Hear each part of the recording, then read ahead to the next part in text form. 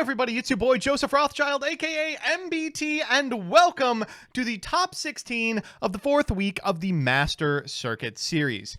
I'm so happy to be able to share with you the decks that made it into our top cut. I appreciate all of your patience as we all got not only all of our people confirmed for top 16, but also all of their side decks confirmed as well. That's right, while the Swiss rounds have been best of one, we will be transitioning to best of three with boarded games for the remainder of top cut. We're going to play 4 rounds of top cut, top 16, 8, 4, and 2, and then we will crown our fourth and final open format MCS champion. After that, in 2 weeks, we're going to be hosting the MCS Invitational with a $5,000 playoff. So while there is $1,000 worth of prize money to be won tonight, there is even more in the future for these 16 lucky contestants. Let's talk real quickly about the decks that made it into our top cut. And we'll go there right now. It didn't work. Okay, this time for sure. Ooh. All right. So unsurprisingly, the number one deck in the top 16 is Pearly. I mean, obviously it's Pearly. We saw Pearly as the second most represented deck in Swiss. I think more people were excited to play Vanquished Soul, new cards PogChamp, new cards PogChamp, but the deck's incredibly powerful, and it's at full power with the exception of Little Noir in Master Duel, a unnecessary card if you have access to 3 copies of Delicious Memory.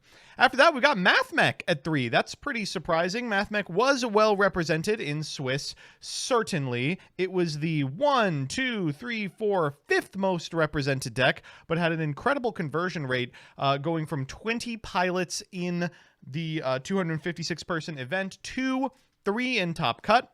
After that, Vanquished Soul, the most popular deck in Swiss. 2 Duelists did make it into top cut. Same number for Labyrinth, and then one apiece of Dragon Link, Naturia Runic, Firewall, and Kashtira. Love that Firewall, by the way. He's back and bigger than ever, and unsurprisingly, that's what we are going to be watching for our first match. It's going to be I Wish I Was Dead, who is, in fact, playing, unsurprisingly, that silly Firewall deck, and they're going to be playing a rematch, actually, against, I think, their round 4 opponent, who is Tic Tac Trey, who's playing Pearly.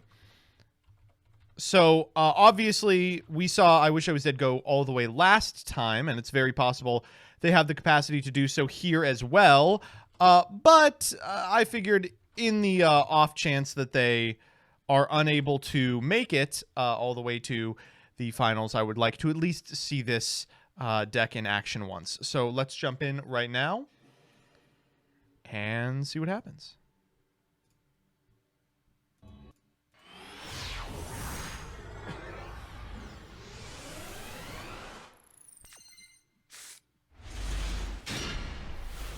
All right, so of course it is going to absolutely matter who goes first, and it looks like I Wish I Was Dead has won the die roll.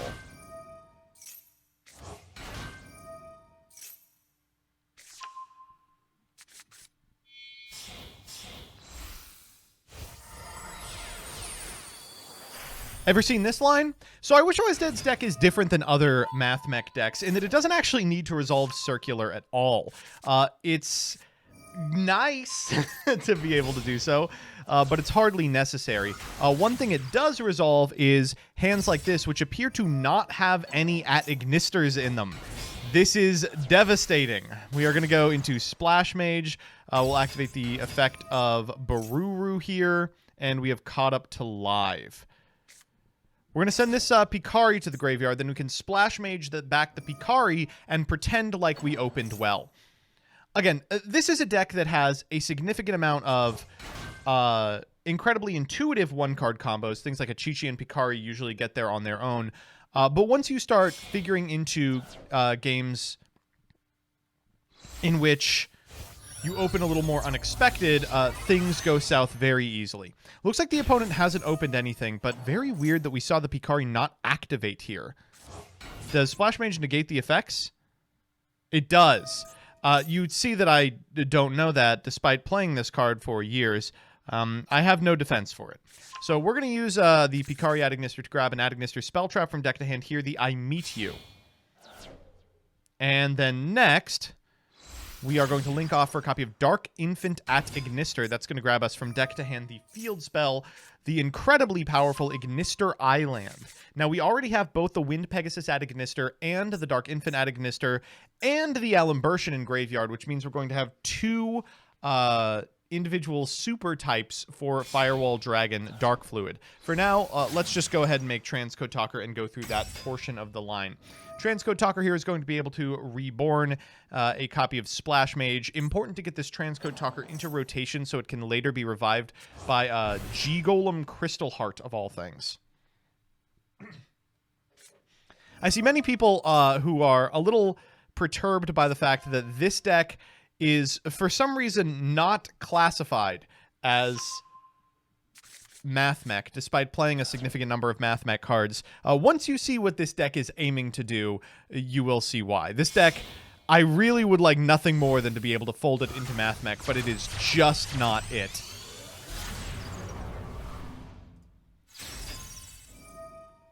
All right, so we're going to go for the effect of Dark Templar at Ignister. Now that our main monster zones are cleared, we can activate Ignister Island and summon out that Achichi. Have not yet activated the effect of Achichi. That's going to allow us to add anything from deck to hand. We've actually been through almost everything. I think that I Wish I Was Dead is on, yes, Hiyari at Ignister, the blue one, which at Ignister players may remember as one that they were occasionally cutting. But here, we don't need to do so. Because we went first, we have access to the right main monster zone, or extra monster zone, rather. A little important for Dark Infant at Ignister, which can only move in the direction that it is pointing. Here, we're going to go Chainlink 1, Dark Templar at Ignister, Chainlink 2, Dark Infant at Ignister. Infant is going to move over 1. Then Dark Templar is going to summon as many at Ignister monsters from your graveyard as possible to zones this card points to, negating their effects. We're going to make that at Ignister a divine attribute monster, so that should we threaten something like a rival Cyberse, it will have as many attributes as possible. Though individuals who have seen I Wish I Was Dead pilot this deck, and certainly his 4th round opponent, will know that he is not even playing that card.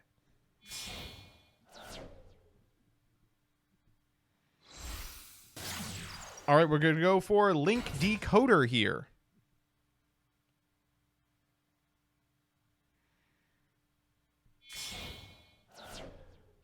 All right, we're going to go for the first Firewall Dragon, and of course, we have to play it. We got to play it. Now, Firewall Dragon is bigger than ever. I've been saying this. He's looking quite big, I'm not going to lie.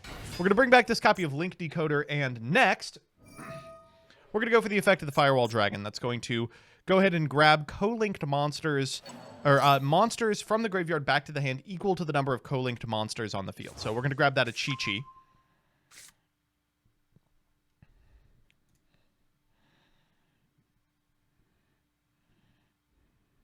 Chad asking what this deck does into evenly matched. It actually has Omnis. Surprising, right? You'll see them eventually. I gotta say, I understand why they said Firewall Dragon is looking bigger than ever. This guy's, he's got like a boyish frame. He's a little twinky, right? I hope that's normal.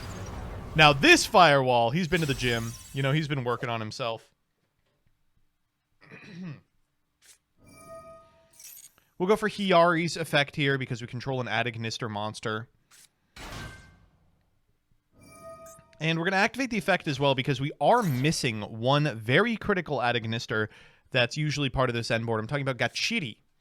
We're going to go ahead and grab it here. Then we'll go ahead and activate Singularity Dragon. Chat says Firewall Twunk Dragon. No, this is Firewall Hunk Dragon. You're about to see Firewall Twunk Dragon.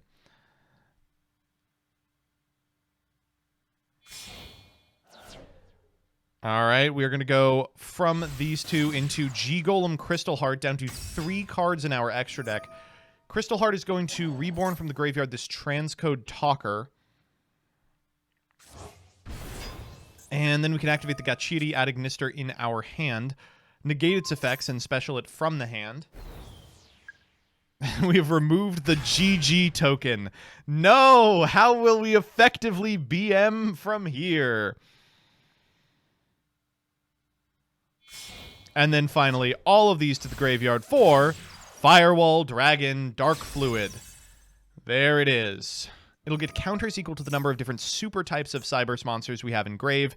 Here, it's going to be a Wind Pegasus Adagnister and a Prime MATHMECH Alimbertian for 2. That'll give it 2 negates, plus the AoE bounce from Singularity, plus the ability for Firewall Dragon to bounce cards equal to the number of co-linked monsters to it. We're going to set 1. That's devastating, and we'll pass turn. All right, we're going to take a fat 23 off the I Meet You. Would be a little scary if we were going to no-joke combo for 37 minutes in a Swiss round, but in Top Cut, again, there is no time. So we shall see. This doesn't look like the optimal end board for I Wish I Was Dead. 2 cards in the extra, I believe they're Access Code and Heat Soul. Usually he likes to end on Heat Soul when uninterrupted as well, but as you saw, he started with Circular and opened the equation and didn't have any at Ignister names, had to search them with Wicked, so it was a little less explosive than it usually is. Speaking of explosive, Street into Happy Memory is disastrous.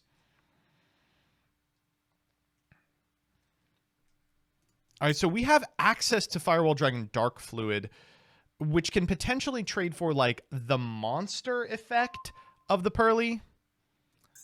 We're going to use Happy Memory here. Did we select the Street? Ooh, pitching a Thrust, unfortunately, telegraphs a great deal about the hand. I think you can expect that there is probably a Thrust in your future regardless, that your opponent wouldn't pitch a card of that high priority if the stuff in their hand wasn't bangers. So I think you can probably, from this, read that there's at least one more quick play spell and probably a second Thrust. We're going to go for the Dark Fluid on the activation of the Perlily. I mean, really important to keep cards like Mi Amigo out of circulation and stop the Perlily as much as possible. You're never going to be able to cut them off of monsters entirely, but cutting them off of the access to cards like Happy is important. Unsurprisingly, the Thrust coming down here, and what do you know? It's the good Thrust. Wow, royal rare. Going to be met with an Ash Blossom. That explains it. I was having a hard time thinking of cards that could theoretically brick this otherwise exceptionally consistent Adagnister Strategies opener, and it's all hand traps. If you saw I Wish I Was Dead's list last week, you know that it was very light on non-engine cards. I think it had 3 total. It was just packed to the gills with extenders. A la Runic Furhire. This week, he has come with a completely different strategy. In the main board, he's got something like 10 or 12 pieces of non-engine. I don't know how he found room for these, but a very svelte combo backed up with like a 3-card hand that you can imagine is like 2 hand traps and a piece of insurance like Called by the Grave. Royal Thrust should be unaffected by Ash. Very true. Very true. All right, I think just thinking now, this is a position you really don't want to be in as a Pearly player, because in order to extend, you're going to have to commit to another quick play spell. Things could get very bad. Things are going to get very bad as well, because you can blank the Perlily activation even if you don't have the counter on Dark Fluid by way of the Firewall Dragon, just by targeting the target. Anima here, I guess trying to force out the Firewall Dragon will probably just force out the Singularity. And passing Prio here probably means, yeah, we've got something for that. Are we going to see an Imperm? A Veiler. And time to reveal I Wish I Was Dead's quote-unquote fun tech. He DM'd me about this in Swiss to tell me how smart he was.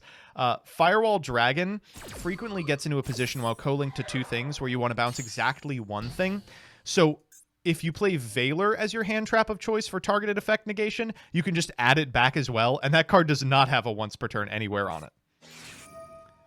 Yo, except now we're going to get 3 cards, free co-link. All right, Pearly Pretty Memory, unsurprisingly, you expected another quick play and a Thrust. They're going to have to pitch the last card in hand, and from here you're just working with known information. Yeah, passing priority here says, sure, gain the 1,000. What are we pitching?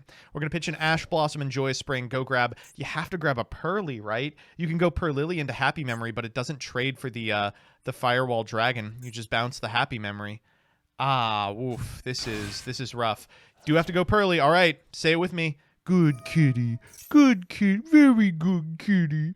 Very, very good kitty. Or not. Or you are just going to get Firewall Dragon Gender Fluided. All right. I mean, just a quick game 1 out of I Wish I Was Dead. I wonder if you stick in this just to wait. We're going to go Singularity as well. We're, bouncing the Anima to play around like a potential Verte line that we've seen in a couple of these lists. Although we don't have any shadows, we can't make a magicalized fusion. And quick G1. I guess we will see how the rest of it pans out. But if you're the Pearly player, you really do not want to be in a position where you are going to have to contend with that in Game 3 going first. Just a quick update about the decks you see on this wheel. It looks like our undefeated duelist, Gator Green 07, is going to be playing against Luminance in Top Cut, which means that the Labyrinth player is going to be playing against a MATHMECH one. Maybe we'll check in on that in between rounds. But for now, these two duelists are just going to side. We do obey like existing Konami regulation when it comes to sideboarding. The person who lost Game 1 is going to get into Game 2 with a decision of if they want to go first or second. I imagine if you are I Wish I Was Dead's opponent, you are very excited to be able to go first. But this is one of the scenarios in which open deck lists and a tournament that's streamed in real time can be a real problem. You know, if you're I Wish I Was Dead, you're probably hoping that your opponent didn't bring too much for your strategy. But if people know that you won the last MCS, that you're here, and that you made it into Top Cut, they are going to be playing stuff for your strategy, you know. And I can say that there is a lot in the side deck of this Pearly player that does have application versus the Cyber deck. You know, maybe it's stuff that has application in many matchups, but certainly has application in this one. So we will see. We will see for sure. Solo casting this week, I am, yes. Unfortunately, the cavalcade of individuals who usually do this are it's a bad week. It's the weekend of Thanksgiving, you know. We've got way more EU people than usual.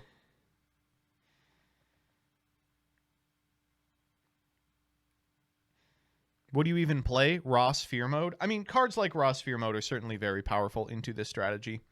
And looking at I Wish I Was Dead side deck, he's got some cards I've literally never seen in my life. Like, legitimately some cards that I did not know existed until right now.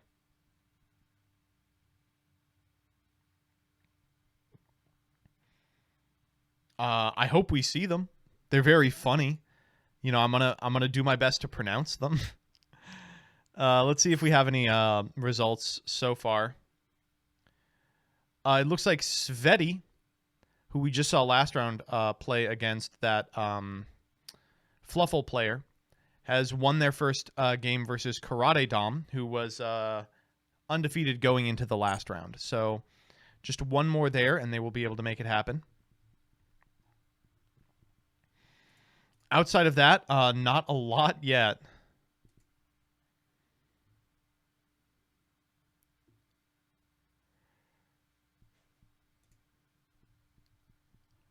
Just waiting on these two to pick their side decks. Looks like I Wish I Was Dead is done, but unsurprising. You know, Pearly is a deck that you come into this tournament excited to beat, you know, with a pretty wide understanding of. I imagine their opponent is like frantically looking up last month's MCS, like, what the fuck does this deck do going second? And unfortunately, you're going to find out. There's a Cash player in Top Cut. Indeed, there is. A Cash player did make it into Top Cut. Shadow Realm lost to I Wish I Was Dead in the very last duel, but still made it as an X2 with high breakers. Let's in fact see. They were pulled up against Freddie Smoria, who is on MATHMECH. Kashtira versus MATHMECH. Wow. They have it a mid-off!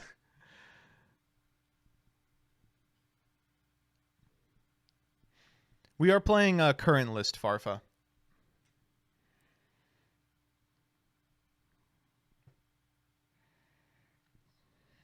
As much as I'd like to play Future List, we'll play Future List for the Invitational. Farfa, hop in here. Cast a little bit of this incredible matchup. If it was post list, MATHMECH would be unplayable. Very true. I will say specifically about I Wish I Was Dead's list is it's okay. It's all right, but it is not going to survive a diameter hit. The Invitational is going to be around 64 people, yeah. All right, looks like these two have just about finished boarding. They are flipping a coin right now.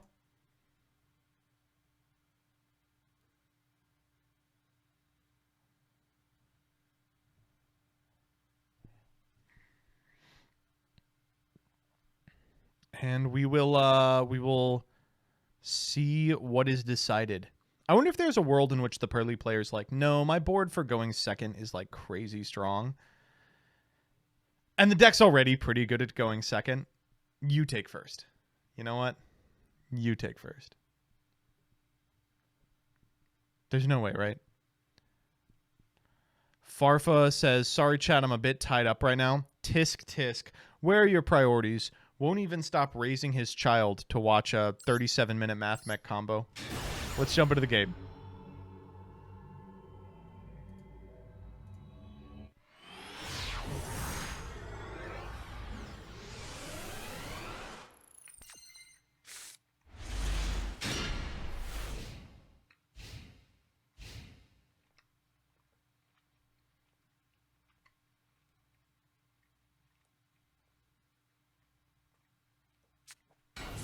All right, we're going to begin with a copy of Normal Per Lily. Tic Tac Trey is actually in chat and says, I just had to restart my entire PC. Sounds like they got skill checked by the firewall. So we're going to go for the Mi Amigo. And we'll activate the effect here. 1, 2, 3. We're going to get a bit of information here as to what is being played. Sleepy, sleepy, sleepy. All right, sure. I wish I was dead says, why don't you take a sleepy?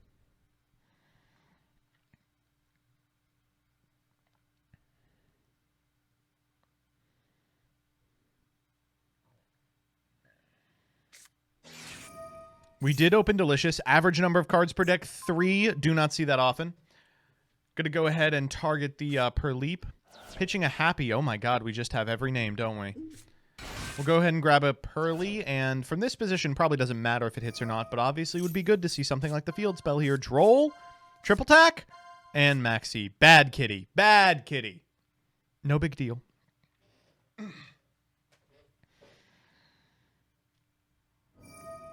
All right, let's go for Per Lily here, targeting this copy of Delicious Memory. And then we can go into a copy of Plumpy. Now, we know we already have the Sleepy Pearly Memory, but we actually don't have enough spell traps to do it unless we activate one more thing. It's a little crusty. Oh my gosh. This hand was 5 equip spells. My god. Okay, we're good to go for the Happy Memory here, and I imagine we will chain the Pearly Plump. Theoretically, we could just stop here and go get the Sleepy. But probably what we want to do is pitch the Sleepy, then activate the Plump, targeting the Sleepy and this copy of Happy in the Graveyard. Gets us to 5 anyway, and it maybe makes us a little more resilient if we're able to find another card off of the Pearly to sideboard Hate. Maybe play around a Herald a little bit or something like that. Let's see what we get.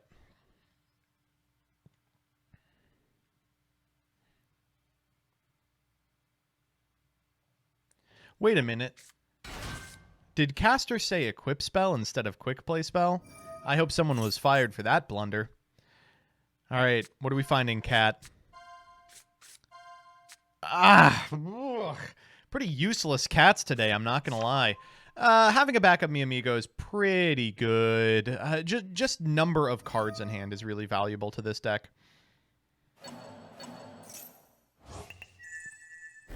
Even if they're not, like, really good. Just having the ability to follow up directly from the hand or pitch individual cards based on what you top deck, it's important. Here we're just going to go into Pearly Noir. I think it's got 1 Sleepy attached. We'll be able to search a spell, or draw a card, rather. And then these 2 Pearlies, I don't know what we're going to put them into. Could be an Ensemble Robin we've seen a lot of. We could go Princess Sprite and just try to get it twisted. Could be Ghost Tricks, but I think that's unlikely. Ooh, they're taking a long time thinking about it, too.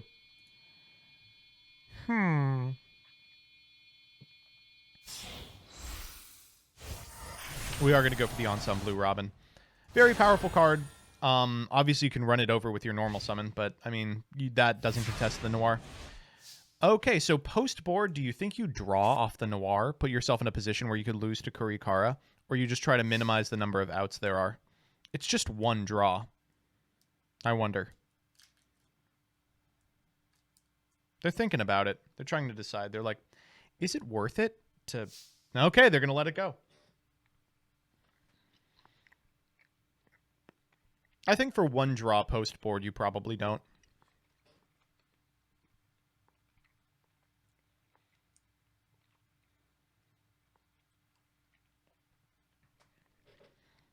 And now you're going to see the top card of your deck, and it's like Maxi.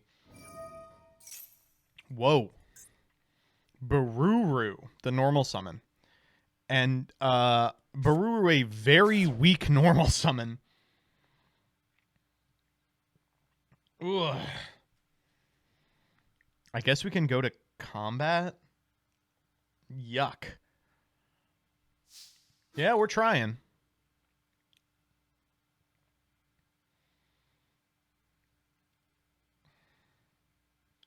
It's a hard call to make, but I bet you let this go. Yeah. They're just going to let it happen. Activating the effect of Noir puts you in a position where, like, Thrust is suddenly really good.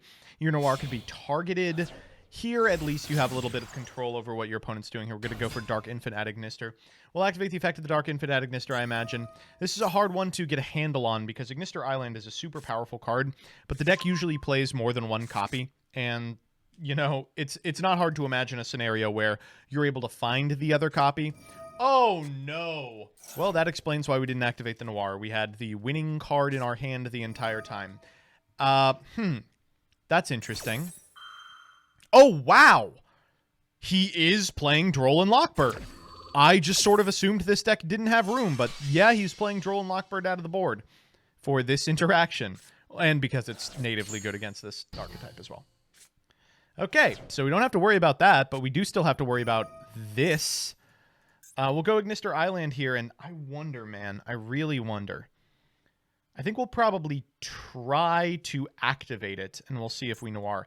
Now, hilariously, this is the Duelist against which, in Swiss, they were in exactly this scenario and did not spin away the island. Here would have been massively punished for doing so. There is another island.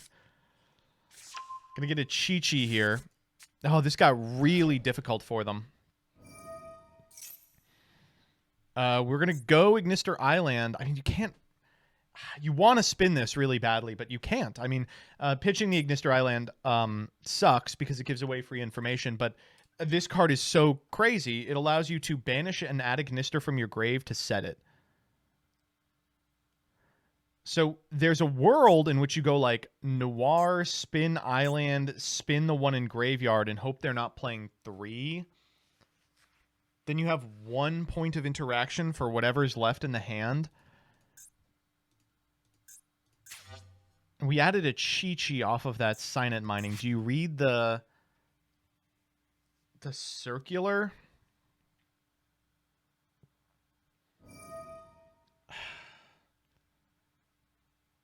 We're going to try it. Said I lost the last one because I didn't spin as early as possible. Certainly you spin the one on the field. You probably wait for them to banish to spin the one in the graveyard.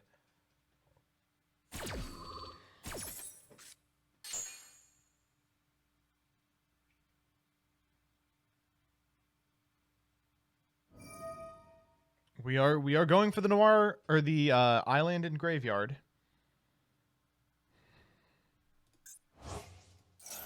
Did he detach Monster? The Plump. It's still on. Come on, have some faith in these players.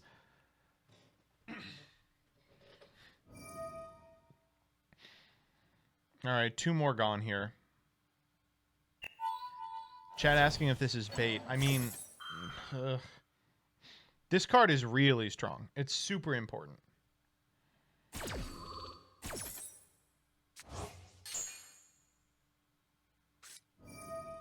Addition in hand. That's tough. See, if it was circular, you would feel really punished. But addition... you can probably beat addition. What are we making? Wicked here? We're making Splash Mage. This is a very tasty spin.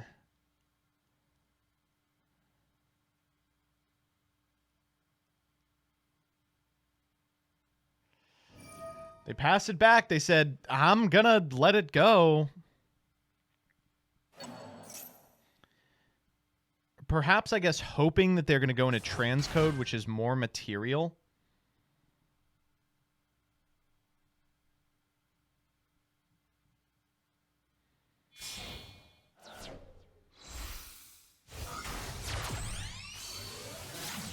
All right, here's link decoder. Ugh, this is hard.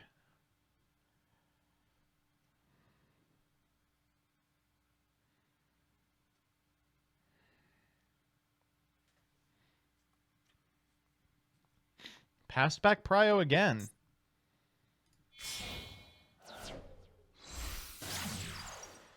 Okay, transcode talker here. We do get to summon back the link decoder, but this has got to be like a position where you're really thinking about this.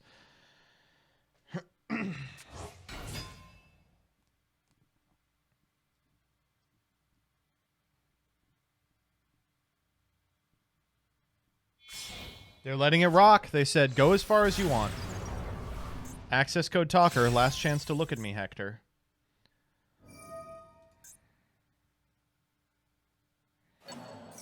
Target transcode. Noir here.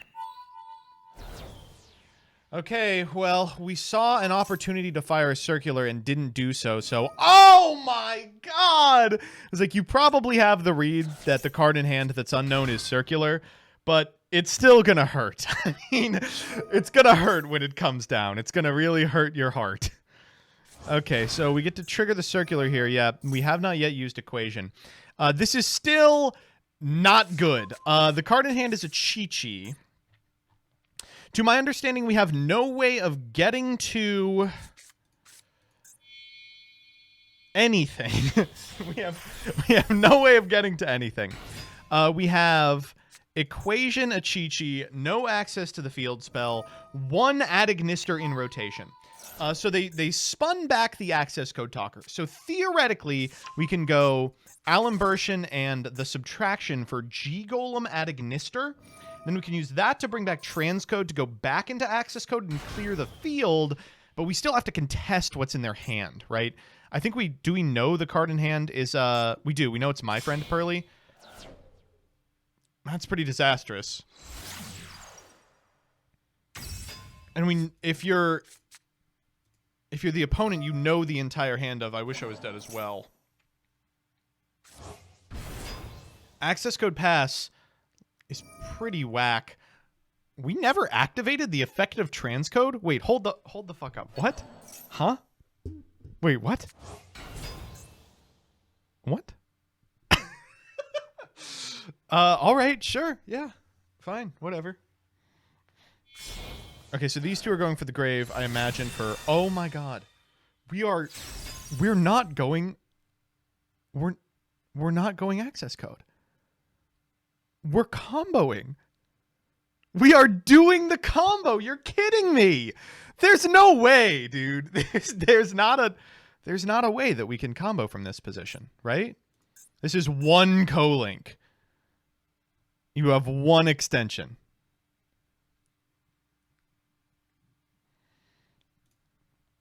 He's like laughing it out in his head. He's got to be considering the scoop. No, we're doing it. It's monsters. There's no way we target Noir here, right? Yeah. Trigger the My Friend and lose us the game immediately.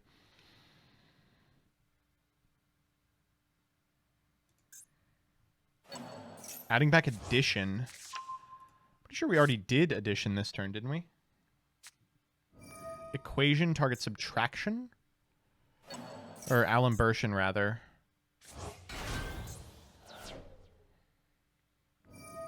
Alimbertion.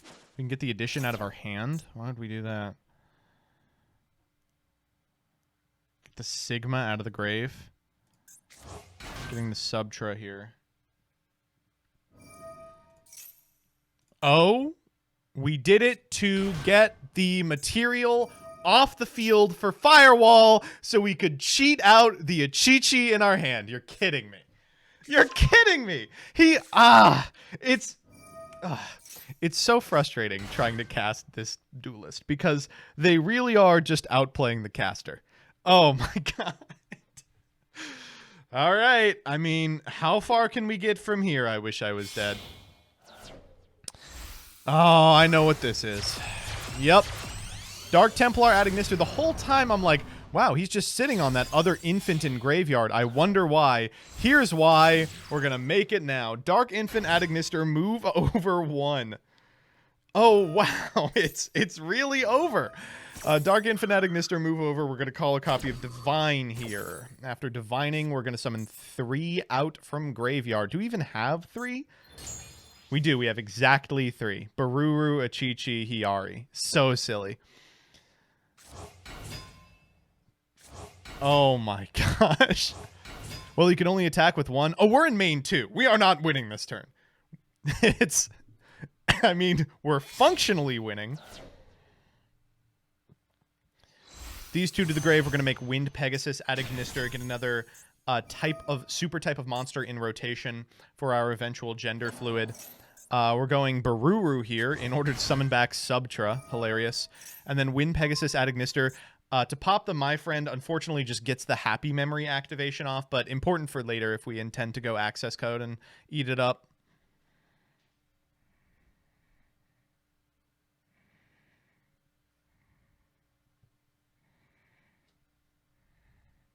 Deciding what to do here. Now having the problem of just too much stuff. Yeah, the card in hand is also My Friend.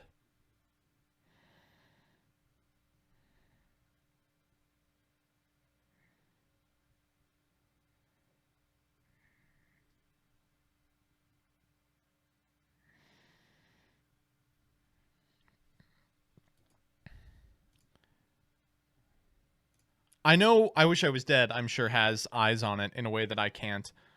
But I'm really concerned about the amount of time that's left available. Like, this is a deck that requires a lot of time to play on your turn. And while we don't have, like, time in Top Cut as to, like, there's no 40-minute time limit, you know, there's still the 600 seconds. Like, you have to finish your turn in 10 minutes or else you will die. So whatever he's cooking, I'm sure he's like, well, I do have to cook at least a little faster. No joke, 37 minutes.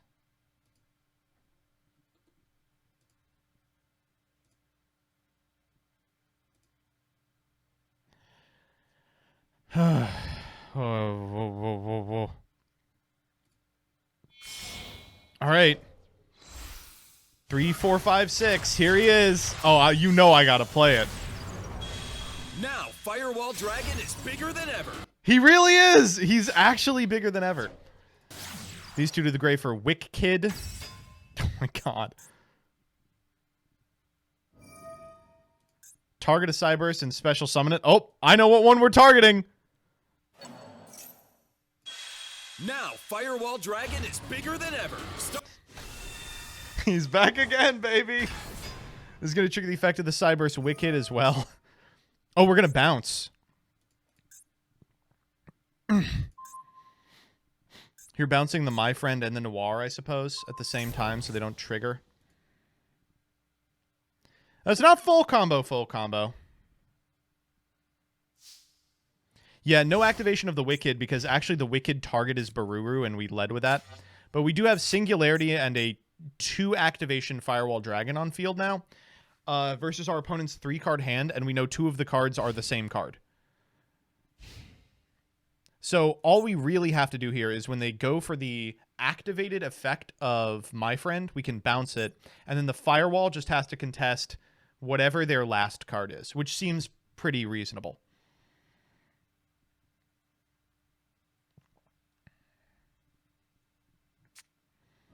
Okay, there is the Mi Amigo. We know the card in hand, right? It's not like Ash or something silly.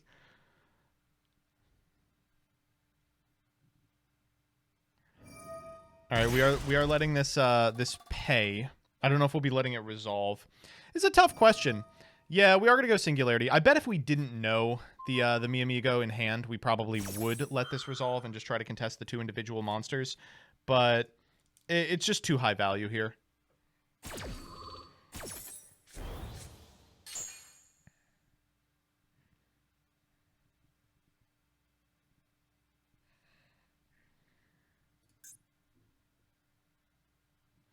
The number one thing that playing this deck requires that I just can't wrap my head around is zone math.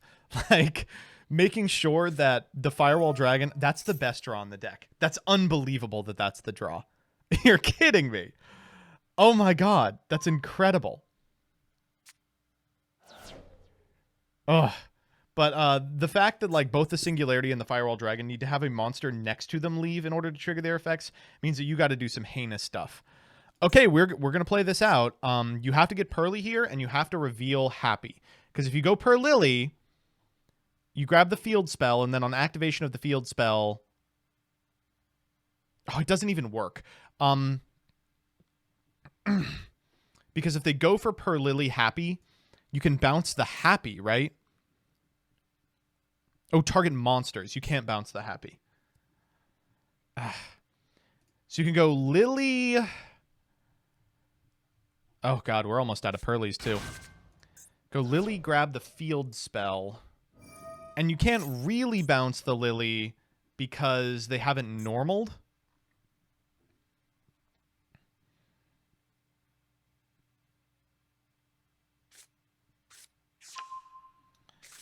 Okay, this is rough. We might have figured out a scenario in which we could actually lose this one.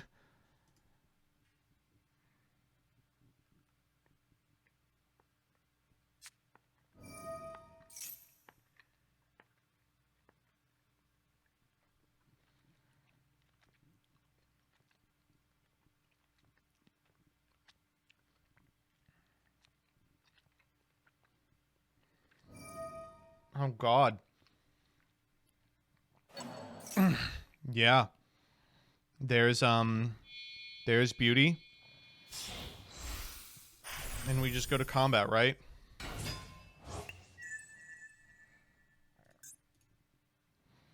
Can't be targeted.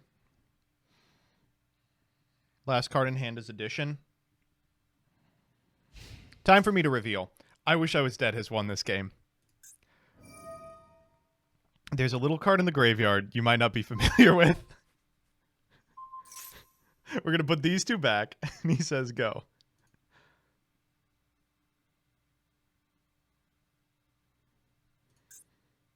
You're going to let it happen, yeah.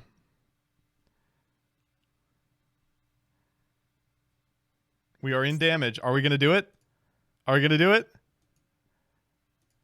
So if you're unfamiliar, a Chi-Chi at Ignister has a graveyard effect that says when your Cyberse monster battles at the start of the damage step, you can banish this card from your graveyard to destroy that monster you control, which would theoretically prevent him from attacking the monster over and over again. But I think you honestly just let this go, right? Do you really care about this? Like, they're going to take 3? Is this protected by anything? No. They just have to go get a quick play here, right?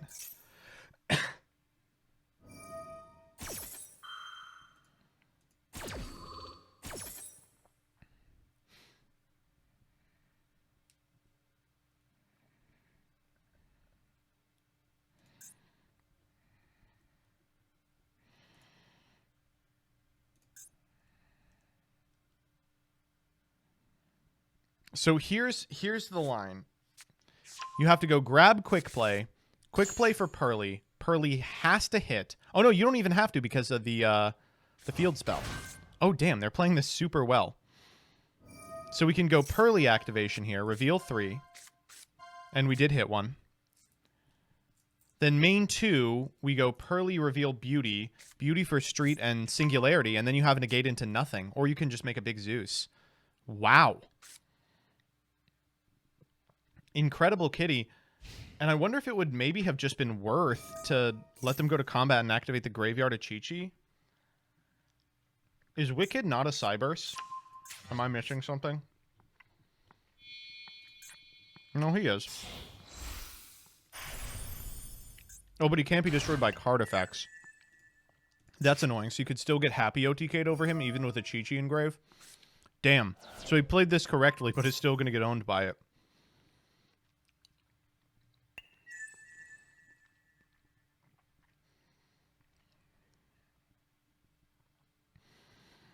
I wonder if you probably make Zeus here. It probably doesn't matter. A truly insane game. And we've destroyed nothing, so we've never given him a chance to win Pegasus.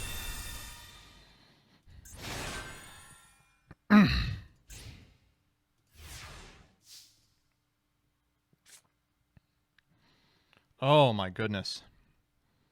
So we know one card in hand is Addition. I struggle to think of any individual card that would do it. We've been through so much of our deck. Like, we have 5 cards left in extra. It's like Utility Guys and Access Code. It's Firewall, Wicked, Access Code, Heat Soul, one other guy. Like, that isn't going anywhere. This deck doesn't have a ton of recoverability, obviously. It's kind of all in on the big firewalls. You know, Diameter would be really good here. That's true. That's literally true.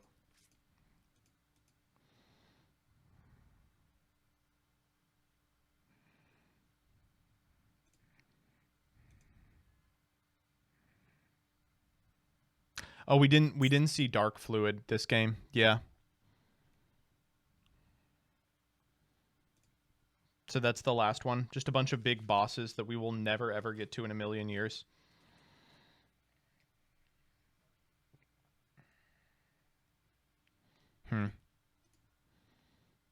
It seems pretty over to me.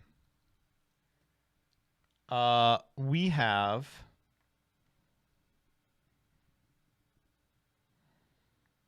1, 2, 3, 4, 5, 6, 7 other reports. So this is going to be our last game going. All right, and we are going into game 3. That was a really intense one. Unbelievable back and forth. I can't believe, one, that I Wish I Was Dead was even remotely a part of that game. And 2, that the Pearly player was able to overcome it. Let's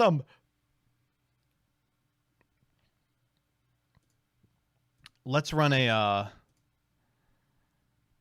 guesstimation. All right, 30 seconds on the clock for this one.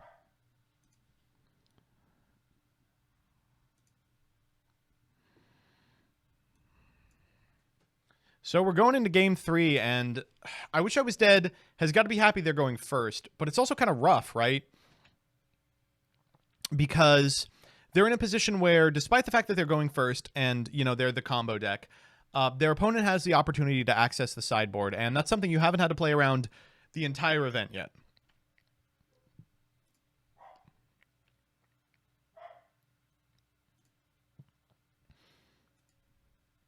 Unless Pearly opens Droll. Well, they opened Droll that game for all the good it did. He needed to only bounce Wicked plus Monster and Grave there. That didn't change anything, right? Bouncing Wicked plus Monster and Grave means that they still get to Zeus. Oh, I guess if you do that, they attack you a Chi-Chi, and then that doesn't trigger... It's still battled. It's still performed combat. You can still Zeus. Then they have a Firewall on field that has used its effect into a 2-activation Zeus.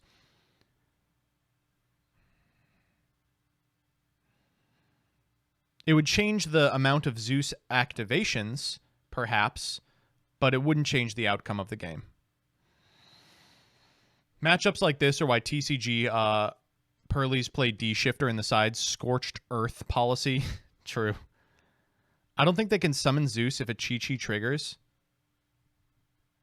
If you proceed to the damage step, you've battled, right? I assume you have.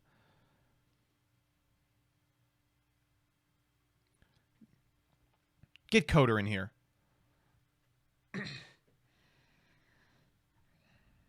You must reach damage calc. What's the text on a Chi-Chi?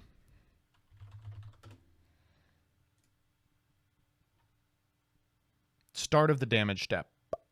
If your monster doesn't kiss the other monster, then you don't battle. I see.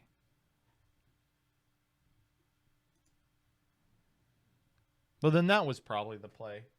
No, even that sucks because...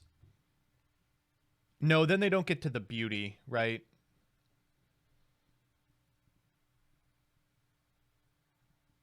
In that world, does happiness trigger?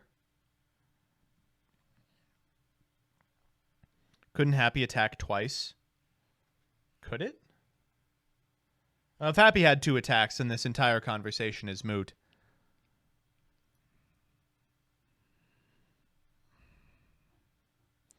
Just got back. What's the question? What stage of the damage step do you have to access before you're considered to have battled?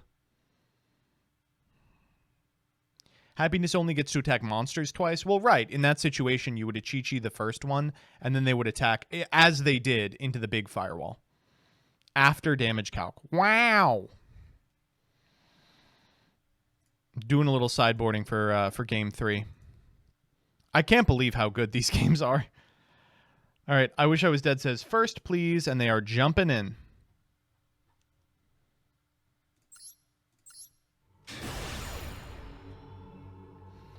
All right, here we go.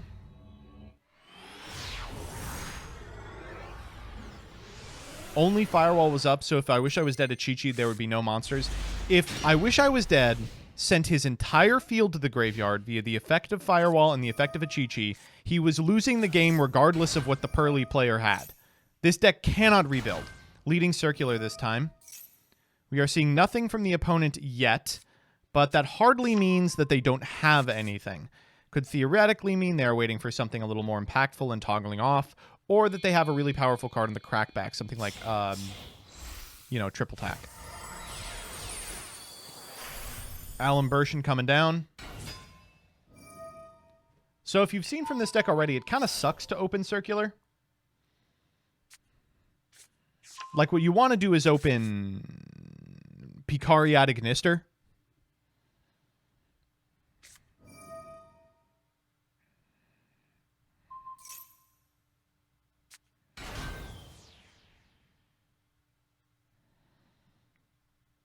It looks like we might be in a scenario where we have 2 consecutive opens that do not have any ad Ignister monsters. Which, if you're I Wish I Was Dead's opponent and you've caught on to this, maybe you save your interaction like for the Wicked, because it's a way you can get Baruru into rotation. All right, addition here targeting the Wicked. Gonna come out. Wicked effect. Banish one of these bad boys. I imagine probably... Oh, the Circular says that's the one I need the least.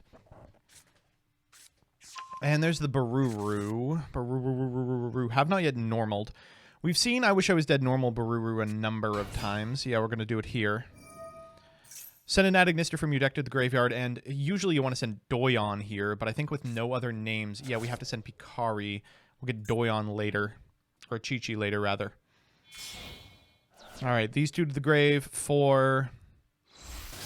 Splash Mage. Sighting into Arrival would be crazy. So, not for nothing. I haven't checked if he's doing that, but I Wish I Was Dead has boarded into Arrival in previous weeks. He's been like, you know what? Forget about it. Game 3, when they board into their big, like, evenly matched and the like, I'm just going to get the guy out.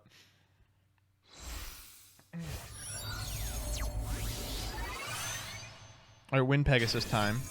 Baruru trigger. Special back the Piari. Does not negate effects. Trigger Piari.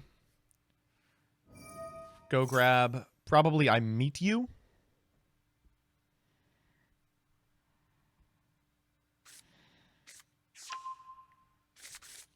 Next, Picard to the graveyard for our good friend. This screws up the combo just a teensy-weensy bit. There's 2 Dark Infant ad Ignisters in the extra deck. One for the portion of the combo when you already have access to Dark Templar, and one for here. We'll see how it ends up. These 2 to the grave for transcode Talker.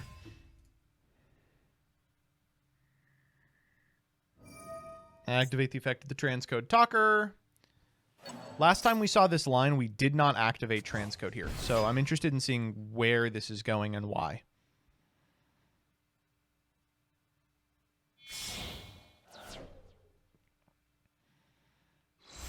All 3 of these to the grave. 1, 2, 3. It's time for Dark Templar ad Ignister.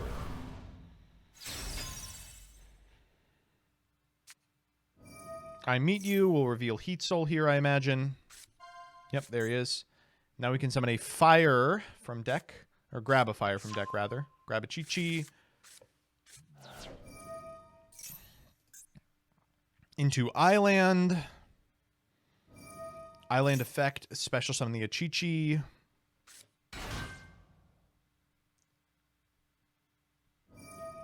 A Chi-Chi grab. We have not yet used a Doyon, so I imagine that's what we're getting. Or Hiyari, if we need extension. Hiyari it is. Chi-Chi to the graveyard.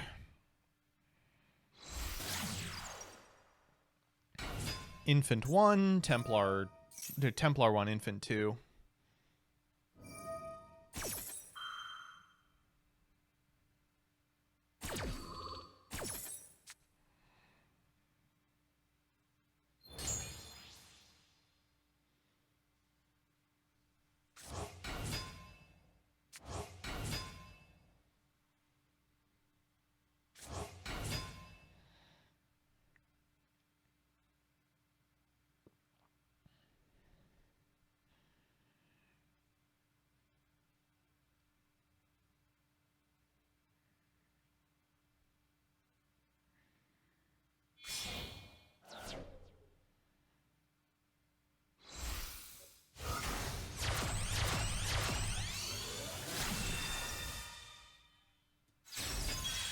Now, Firewall Dragon is bigger than ever. All right, that's our first firewall.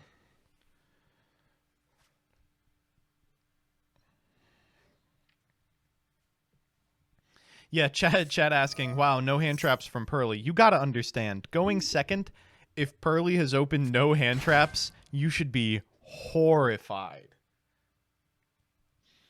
Like, if I wish I was dead, I'm probably thinking to myself, I'm like, how do I beat Dark Ruler? How do I beat Sphere Mode?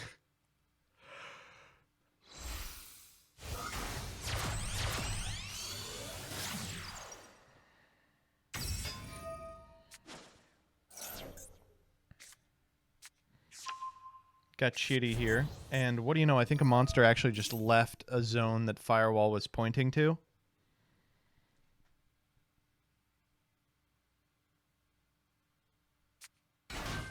Doyon! We found Doyon. There he is.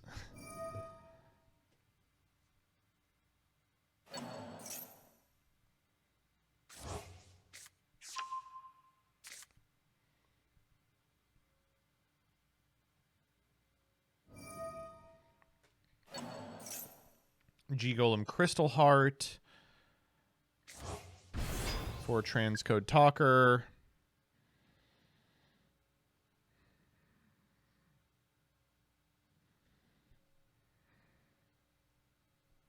Three, 4, 5, 6. Looks all right to me.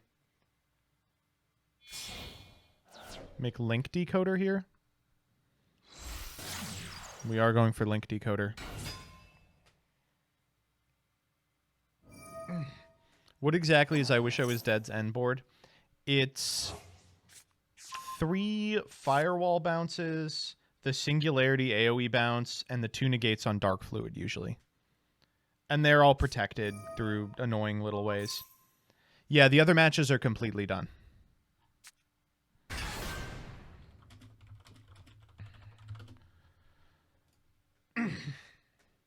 How did Cash do? Let's see if they made it out.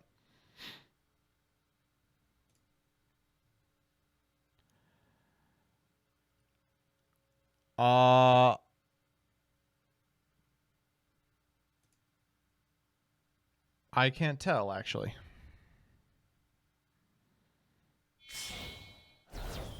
It did. Cash will be in top 8. All right, Dark Fluid has made it onto the field. It's going to be a 2-material Dark Fluid here.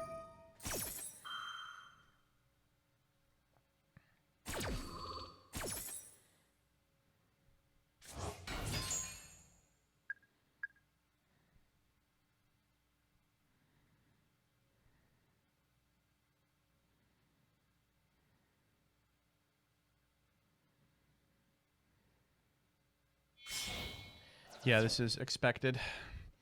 These 6 for Singularity.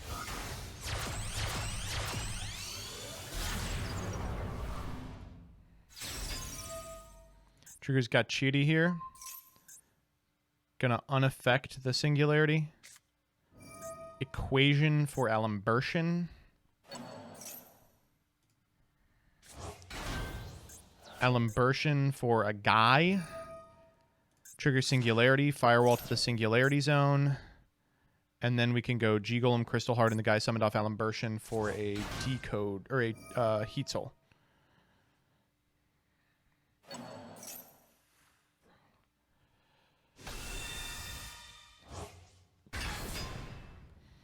Well, this is as good as it gets.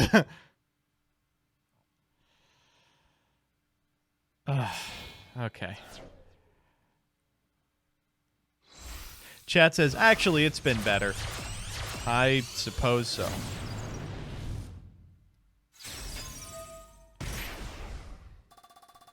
One card in extra. What do you think it is? Oh, set a card! That's horrifying. All right. What are we working with?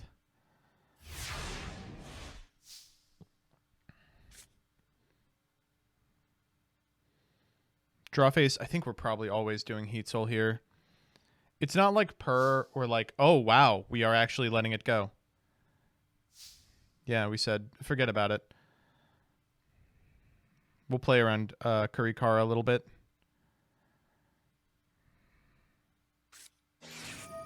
Delicious memory.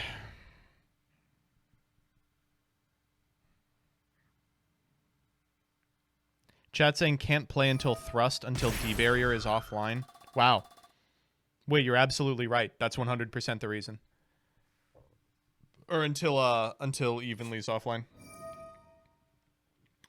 Oh no. That's disastrous. This is gonna be a 4 material droplet.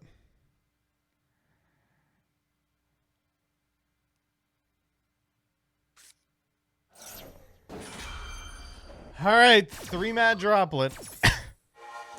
Ding. What are we picking? Oh no. Didn't read Gachiri. Heat Soul resolves. The singularity is unaffected. So we at least have that to contest the 2 remaining cards.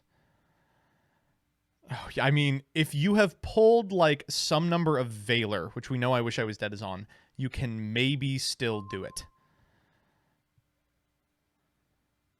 That's the Delicious on the Firewall Dragon, by the way. That's disastrous. Oh my god, the brown. Oh, it was brown, not snow. It's not that disastrous.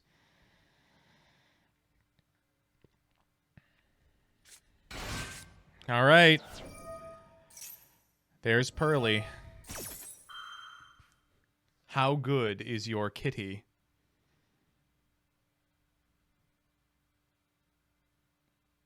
If you're I Wish I Was Dead, you got to be like, oh, do I just negate this kitty?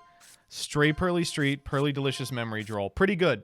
Not a bad kitty at all. I imagine you take this Street here, because you'd expect the last card in hand as a quick play from this position, right?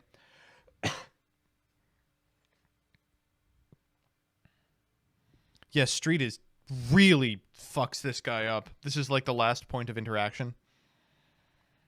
If we take the Street, we probably, like, if we have a piece of target negation, we fire it on resolution. We are taking the Street here.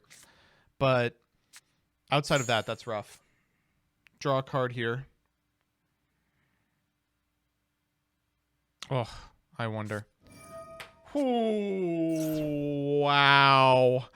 Oh, wow. What a droll. Oh, what a big droll. Well, now what? Okay, we're always doing Street. I wonder if you... So the play here is you go Singularity, bounce these 2. But I wonder if you just let it go. Does this change anything? I feel like no. He's going to do it, but I feel like all it does is give your opponent like slightly more options if they have 2 quick plays in hand, right?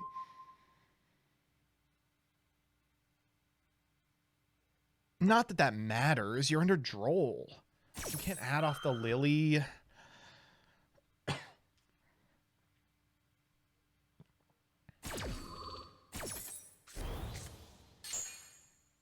Oh, we just flipped the Pearly. That's it.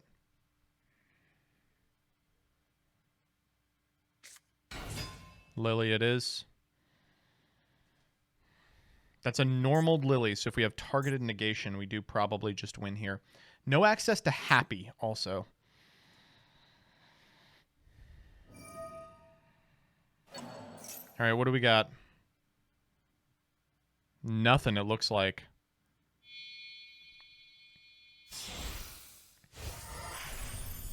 I don't know. If we get to Zeus, it still seems like we win.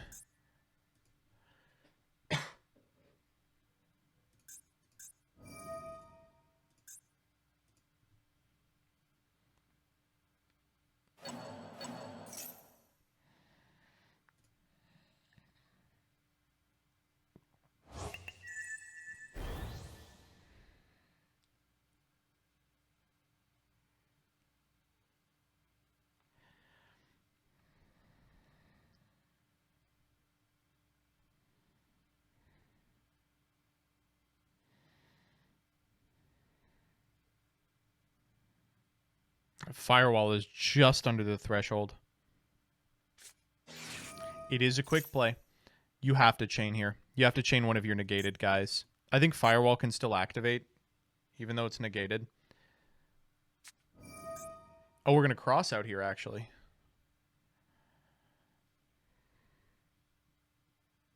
What do we call?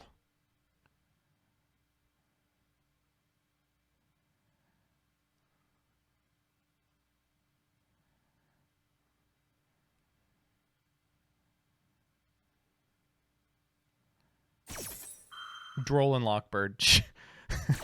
Sure. Yeah, for sure. All right.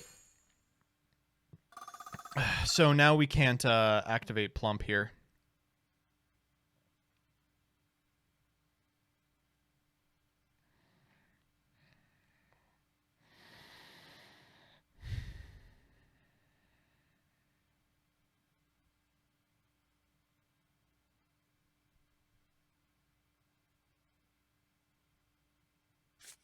They are going to pitch the Pearly. They're going to go summon a guy from deck.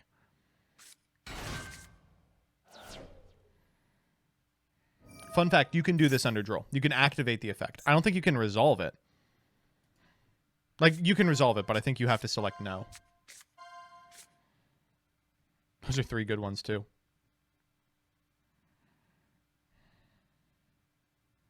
Yeah, so it's all right. All right, well, it's a Zeus play, but we know there's 1 card in extra. All right, so we do have the Achichi in Graveyard, and we've just confirmed via Coder that if the monster doesn't make it to the end of the damage step, then it isn't considered to have battled. So if we Achichi, I feel like we win, right?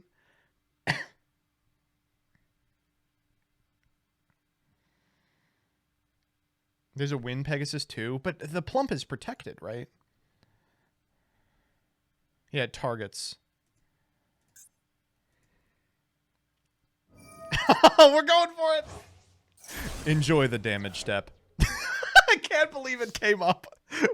Unbelievable. Oh. Well. Anima, target the Dark Fluid. Definitely extremely powerful.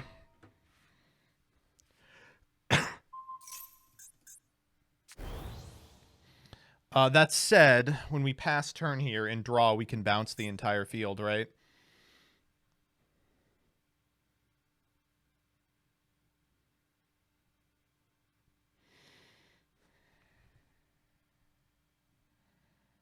Chat asking about redeclares. So because Achichi happens during the damage step, you can't redeclare. A replay can't occur during the damage step.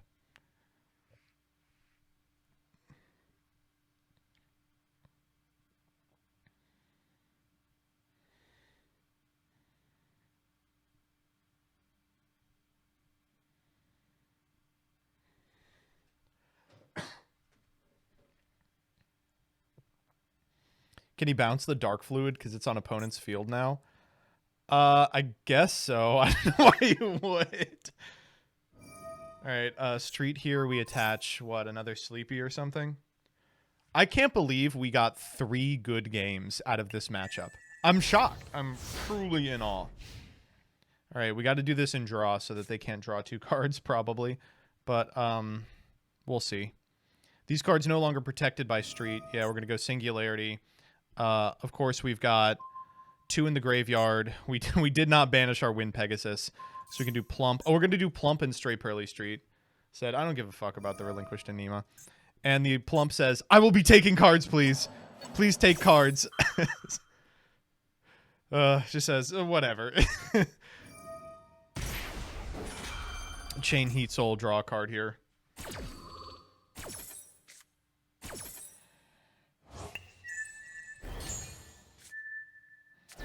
Get these guys out of here. Let me eat.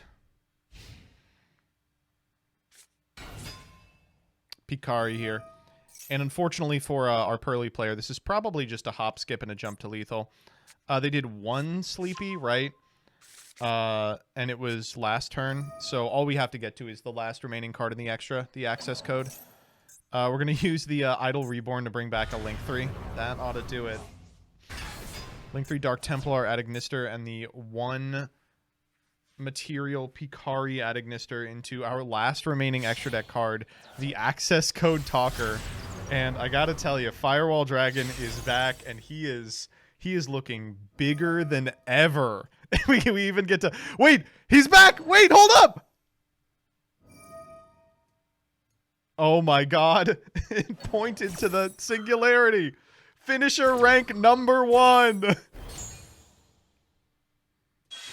Now, Firewall Dragon is bigger than ever. He really is bigger than ever. Oh my god. Access code banish. We'll just go ahead and pop this Anima. And that ought to do it. 53, 28, 5,025. I'm no math wizard, but that is well over lethal. 0 cards in the extra deck. I wish I was dead in one of the hardest fought best of 3s that we have seen in the Master Circuit series, is able to once again clinch a victory with a graveyard damage step Achichi play. It's reasons like this that we know that he is bigger than ever. He's bigger than ever. And that's our last match in our top 16. So we're going to go directly from this into your top 8. Don't go anywhere. Hello, everybody. It's your boy, Joseph Rothschild, a.k.a. MBT, and we are back with the top 8 of your Master Circuit series. 4th week and the last week that individuals have the opportunity to free enter and compete for $1,000 in prizing. Next 2 weeks, we're going to have a Circuit Series Invitational for $5K in total prizes. That's going to be an exclusive tournament to individuals who have topped any of the recent ones. So there's a lot on the line for the duelists who want to remain in and make as much as possible. We have seen a significant amount of really fun gameplay. We just watched I Wish I Was Dead play a grueling best of 3 versus Pearly.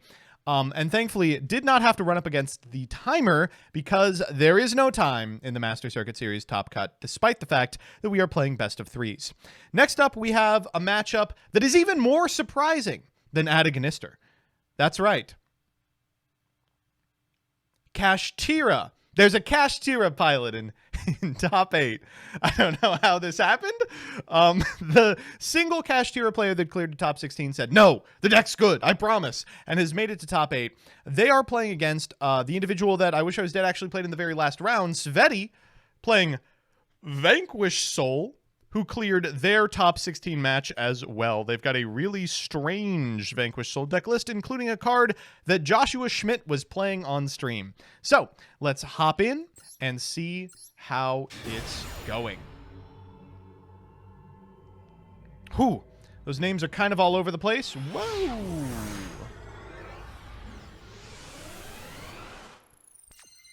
There we go.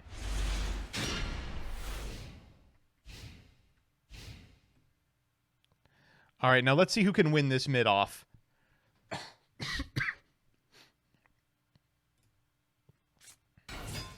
Oh, God. What, do you want me to be excited about this? All right, Planet Pathfinder is going to add a copy of Wraith Soth from deck to hand. Wraithsoth is going to activate. We're going to grab from deck to hand. Big freaking surprise here. Lois, the one, the only, unicorn.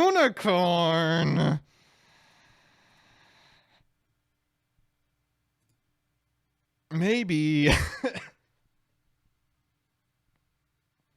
It is so funny to me that they're unironically playing Planet Pathfinder. I understand it.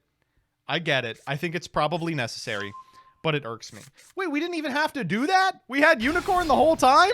Refuses to play around. Nibiru said, it's not real. I don't believe in it. Unicorn into Theosis. Theosis, target Unicorn. Do we have an Ash Blossom? We do not.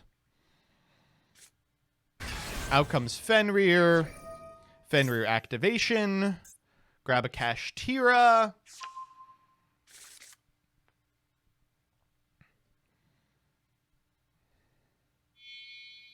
And then these two are going to Xyz up into a copy of Shangri-Ira. Okay, I understand why they're still playing Cash now. Suddenly I get it. I understand. We're going to go Rise Heart here. Some of the Rise Heart. Here's a fun place to imperm. If you imperm at this position, the Shangri-Ira won't trigger, and then you can't make the Rise Heart. Of course, we don't have that luxury when we don't have any imperms in our opener, so instead we're going to Shangri-Ira eat one of these zones. I kind of like just like randomly eating the zones under the EMZ. I feel like they come up a lot. And we'll go Big Bang. Ooh, a beautiful copy of Big Bang. I thought Big Bang was like a rare card. It's a super? Wow. Big Bang target the Shangri-Ira. Shangri-Ira activate here in order to grab, I imagine, the Fenrir back to hand and then back to field. You know, back in the day... Oh, they're just going to shuffle. They said, forget it. Back in the day, people were resistant to activating the effect of Shangri-Ira on your opponent's turn, because what if it was the mirror? But now that the deck is functionally rogue, it's completely fine to do.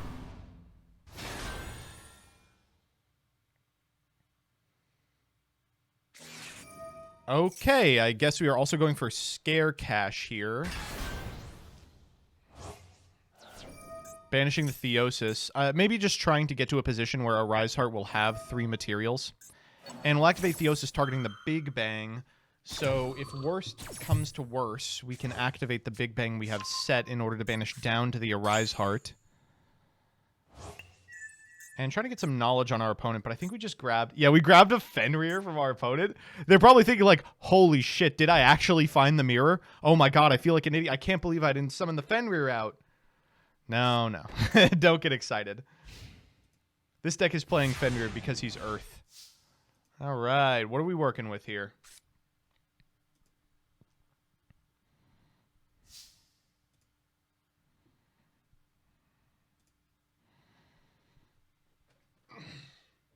They're deciding here if they want to go for the Shangri-Ira. They said, forget about it. This Fenrir isn't real.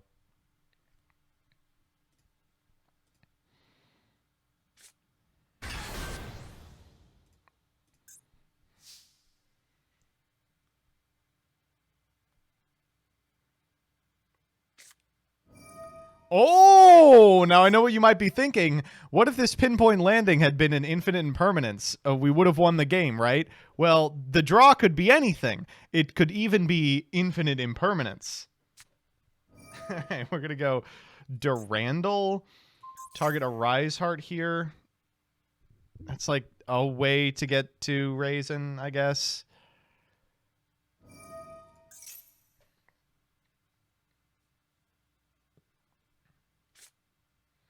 Grab Raisin, but unfortunately this Durandal pops itself, which means that they'll be able to trigger the effect of a Rise Heart here.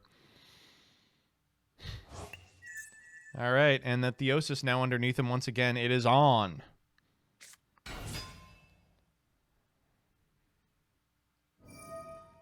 Let's normal summon this Raisin. We will grab... I don't know.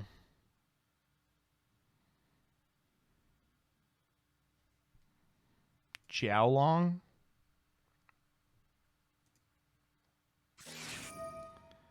Ooh, it's going to be met with an infinite impermanence. I mean, that's not so bad. You know, Raisin or not, you're just happy to see him.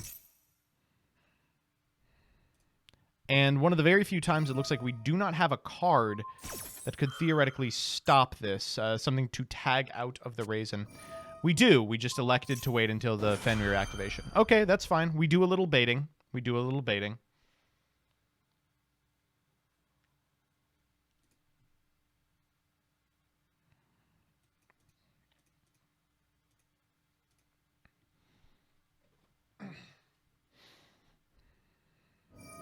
We are going to go Arise here, targeting the Raisin. And as funny as this is, that's everything, right? Isn't that every point of interaction? Admittedly, there's not a ton of extenders in Vanquish Soul here, but a Stake Your Soul or a Pantera functionally just wins the game from this position, right? As does Kurikara, of course.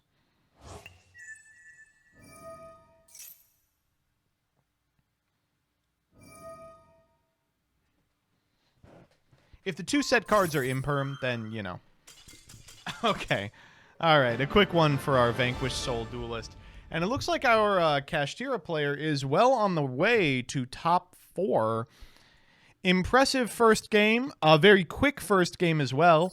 I thank you to our duelists who are doing their best to ensure that individuals with Farfian attention spans are being catered to. Let's run a prediction. Who's going to win here? We got VS and we got Cash. I would give you some information about the other ones that are happening, but none of them have happened yet.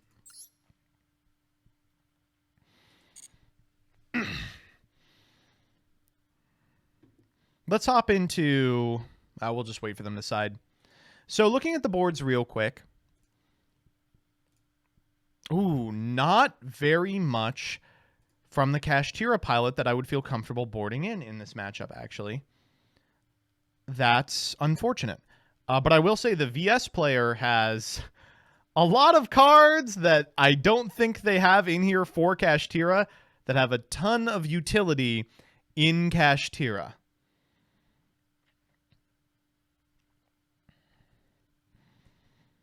What do you typically want to board into versus VS? That's a good question. I don't think there's anything that's like fantastic against it. Prediction lasted 2 seconds. No, a lot of people got it in. Droll is quite good. Rivalry. Oh, any of the floodgates that are everyone has to be the same are just miserable against them. Pinpoint landing as a cross-out target. That's actually a good point. A pinpoint. Wow, you really pinned down that point. Wow, you'll really be drawing a card at the end of this main phase. Wow. If you didn't draw a card by the effect of this card by the end of the turn, send this card to the graveyard. Wow. You really landed that joke. Thanks, Skyhawk. I appreciate it. Really, I do. All right, it looks like they're just about done boarding. Sveti back into the duel. They're probably negotiating who will be going first or second. And is that real? Did that just happen? Oh no, that was last round. Okay. It's like there's no way we have a result that quick. It's not.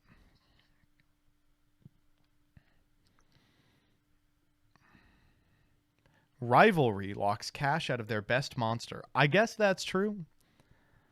I guess that's correct. I don't know what I don't think we're going to be playing that card, but you know, theoretically.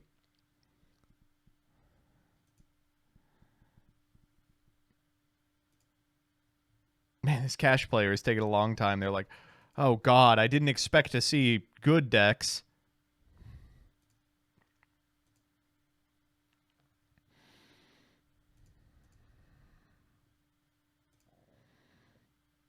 Good, it's Vanquish Soul. Watch how you talk about the #1 most represented deck on the pie chart, okay? Cash didn't expect to make it. They heard side deck and they were like, oh god, I gotta do my dailies. I need the crafting material. Oh, and how did it do in top 16? I don't know. That's your job. You have to know that. Is this the only one left? Tell me this is not the... There were only 2 of them. 50% conversion. Either it happens or it doesn't. All right, they're in.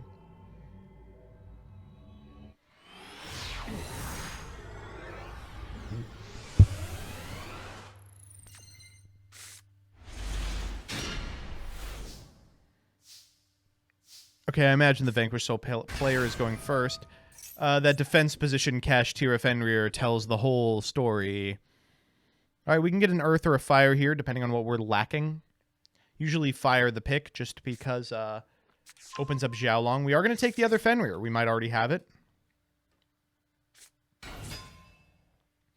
Mad Love, not exactly what you want to be seeing, but not terrible. Certainly Dust Devil basically wins the game against this awful deck. Speaking of.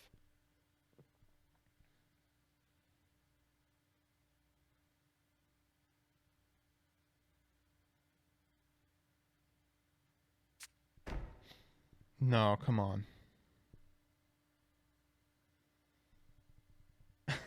Come on, not like this. All right, at minimum, make the Link monster. Oh, jeez. Okay, Rock of the Vanquisher coming down.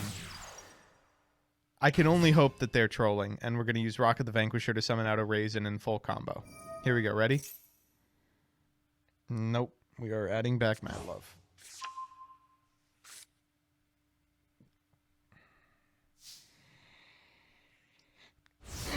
It's okay. It's Maxi, Ash Blossom,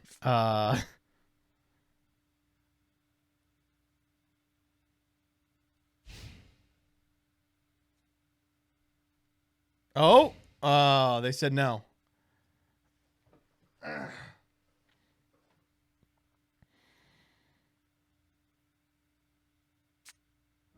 Okay, we found the one of field spell again. I mean, this is a great time to Maxi, if we haven't already. Speaking of, ooh, I love that lightning effect on the usage rate. Almost 93%. Okay, we lose. He was called by the grave. All right. Unless we set cross out.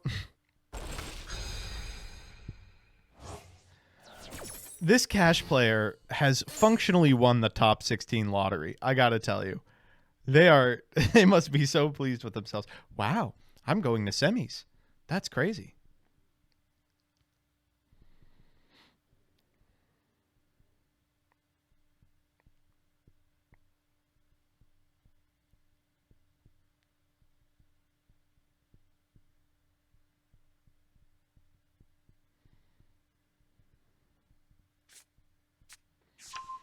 Taking a Fenrir here. I guess we already have a unicorn. Oh, Droll would be okay here. All right, we're going to go for the Rock of the Vanquisher here. This is kind of interesting. If all they have is like unicorn, no birth, we aren't in a bad position here. Dust Devil still does clear this deck because it's not very good.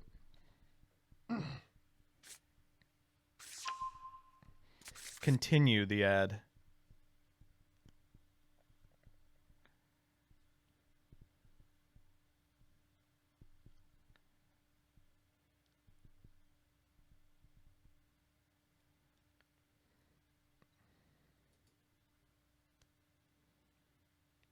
I wonder what decision point we're at. Like, is there a world in which we opened something like Lightning Storm? I feel like no, because we never would have activated the field spell. I'm trying to decide what we're thinking about. Like, what on earth could possibly be the thought going through the Kashtira Duelist's head? Do I summon the card that you can summon on an empty board? Is there a way to beat one Book of Moon?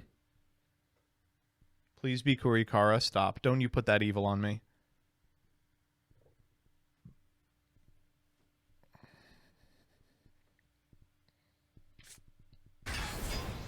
All right, there is Fenrir.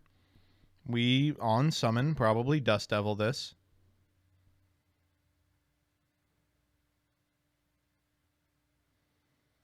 And now they're thinking about it, yeah. Switch Dr. Madlove to attack.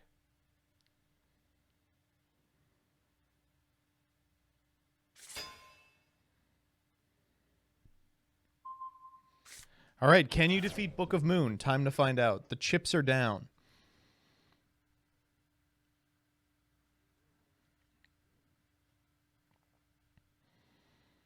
Do you think Mad Love is crazy mad or angry mad? Wonderful question, Gage. I think she is crazy mad.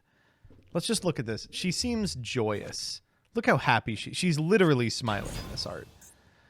Ooh, the old normal summon Rise Heart. You never like to see that. But it does contest most of the board. We are going to go for Rise Heart effect. What are we banishing, like, Birth for later? Ooh. I guess you Fenrir this? This is a hard call. They're telegraphing that they have Birth. But if they have Birth, we've lost the game anyway, right? Why even bother?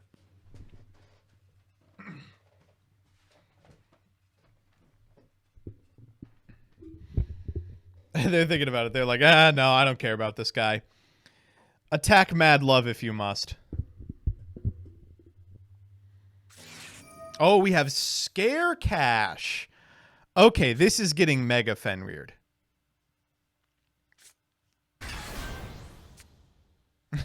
Ooh, is that Big Bang? Awesome. All right. Please get this card off the field. He says, I am not interested in seeing Scare Cash. All right, what's the last card? Show me Birth.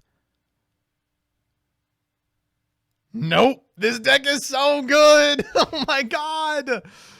Oh, Lord Almighty. That hand was Rise Heart, Big Bang, Scare Cash. Field Spell was the only thing going for that hand. Called by. Can't even attack over the Mad Love. Yeah, it doesn't work. Wait, it was Birth! Wait, what the fuck? Why did we do that? Wait, what? Why did we go combat? Am I missing something? What the hell? They had Birth the whole time. All right. Okay. I'm learning much today. What do we have? Nibiru or something? Go Kashtira Unicorn here. Grab Theosis. And then Theosis target Unicorn for Fenrir. We didn't activate Fenrir. Fenrir effect. For another Fenrir. No, the only other Fenrir is set.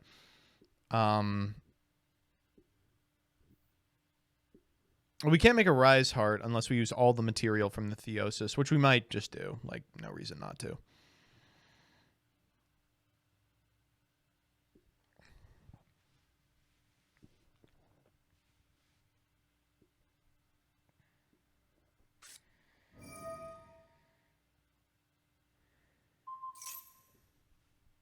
Was trying to feel for Valor. You know what, actually? That was it. That's what happened. There's the other Fenrir. We just stick on it. We're like, whatever. We'll grab what? Another Unicorn? We normaled the Rise Heart.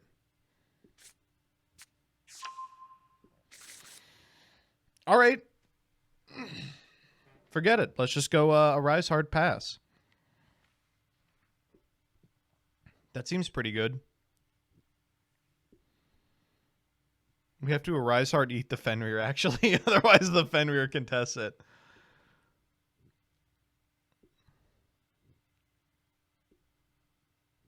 Dark Arm Dragon pop 2. Oh! Now we're cooking.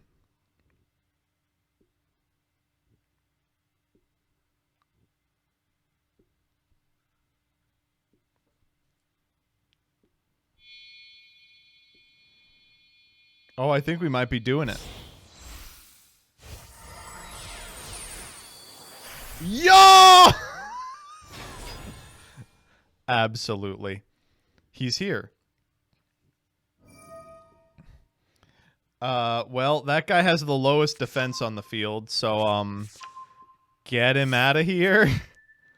I guess you get to activate Fenrir here. That's crazy, right? I guess we were just hoping that, like, the bricked up hand didn't include, like, a fire and an earth monster. We're like, oh, forget it. A dark and an earth monster, rather. We have to take Fenrir here. You don't have an option. But you lose if you do that. Like, oh, boy. Okay.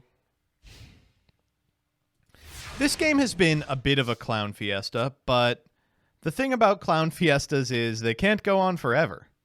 At some point, the clowns have to go home.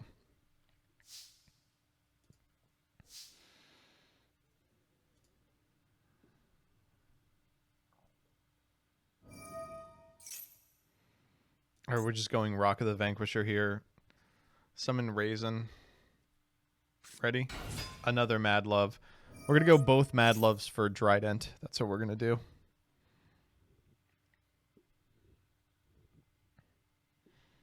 Mad Love. Yeah. Mid Love. That's actually true. What are we grabbing? We already grabbed Continue, right? I think Snow Devil is the only target left. Yeah. Okay. I mean, we have a point of interaction to consider here.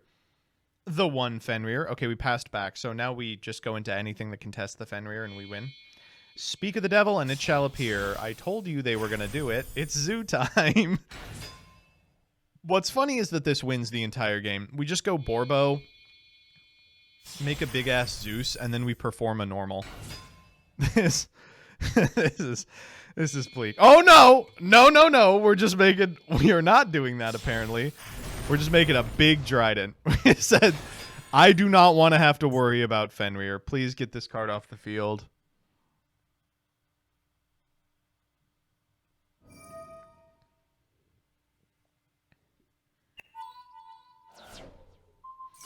Done.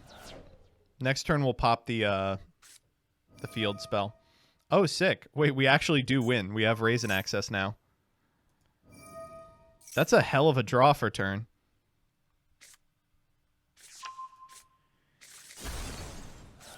I can't believe they're playing this terrible card.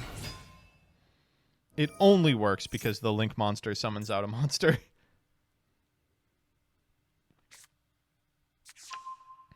Now all we need is pinpoint landing. Very true, very true. Raisin, eat the cards in this column. Pretty good. Fire. We have a Magnamut as well. Guess we didn't have too much we could take out. Magnamut's still fine. Interesting that we didn't detach the Mad Love here in that case, so we could Magnamut it out. Wouldn't that be close to lethal? Raisin, Xiaolong, Magnamut is... what? 300 off. Okay.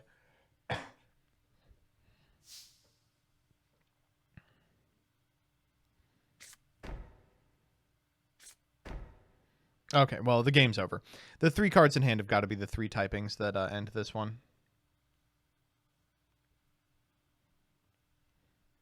Dark, Fire, Earth. Or, we don't know the Earth, right? But we can guess. Oh, no, we know it's Fenrir. We know it's the Fenrir searched by Fenrir.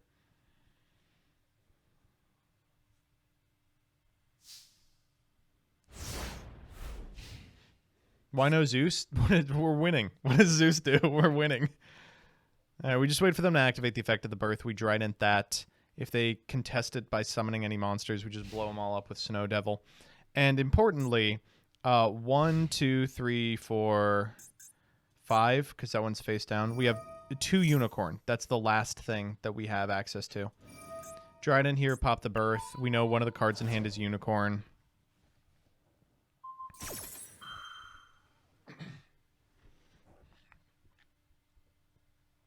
I like the cheese and attack. Really gives me an understanding that this card is incredibly powerful. It's weird that she went to 3, right? Like, I know that it probably doesn't change anything, but this card's crazy. Best draw on the deck. Best draw on the deck. Thrust. Best draw on the deck. Well, nothing we can do about that.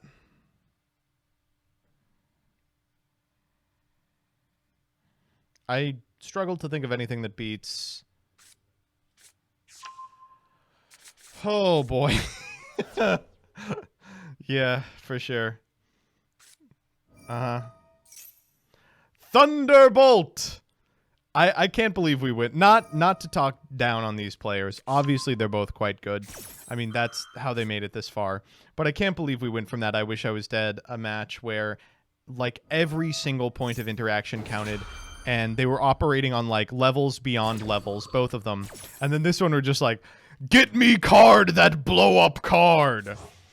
I need big blow-up card, please. cool.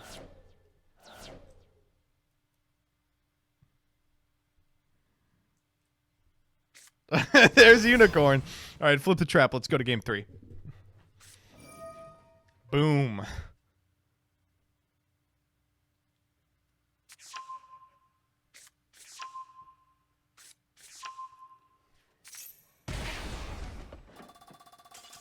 He says, I'm out. I'm gone. Get me out of here. Oh, man.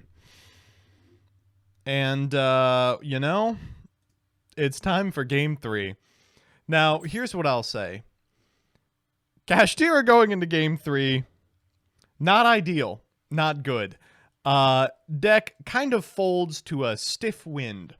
So having to play through cards specifically targeted for the strategy is really not where it wants to be, but that's where it's found itself. That said, you know, I think a lot of people aren't really expecting Kashtira to be a top player this format, and as a result, aren't boarding too many things against it. Let's check the in-room replay real quick and see what we can see. It looks like I Wish I Was Dead is going into game 3 versus Menethil. It looks like 4G1B P-Shift is up a game on Lilypod. It looks like Morgan 95 and Luminance are about to go into game 3. And that means somehow that all of those games might finish before ours.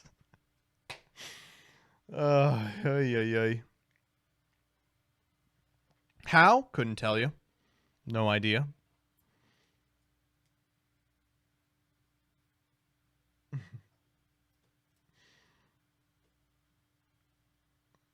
Nibiru is good against MATHMECH. I can't imagine they're not on it. Very possible. All right, the two duelists are just boarding up. It looks like our VS duelist is like, I'm ready. I know what I'm boarding. I've played against enough cash in my life. And just put those right in there, and let's get it going. 15 more pinpoint landing. Well, they would only be able to side in 1 before they're on the max number of copies. You have to play 2 pinpoint landing because it's so bad in multiples. In fact, it's pretty bad in single polls too, but you have to play some of them. Did you talk about the other bad card? Oh, there's another bad card in this VS deck?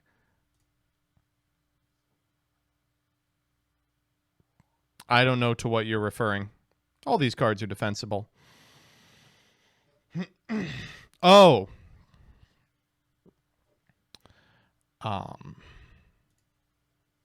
It's not going to come up. I did. Did you want food? Is that why you're... Yeah. You want me to order you something? No.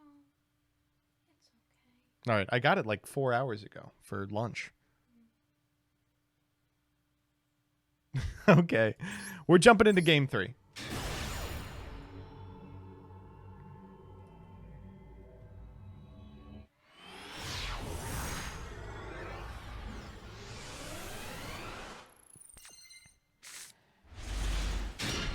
All right, you would expect that our Versus Soul Duelist is going second here. And they hovered and draw there for a second for some reason that, you know, could be any reason.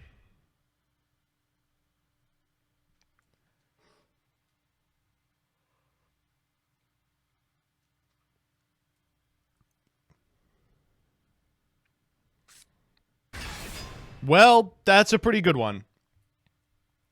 Kashtira Unicorn coming down for the 3rd time in 3 games.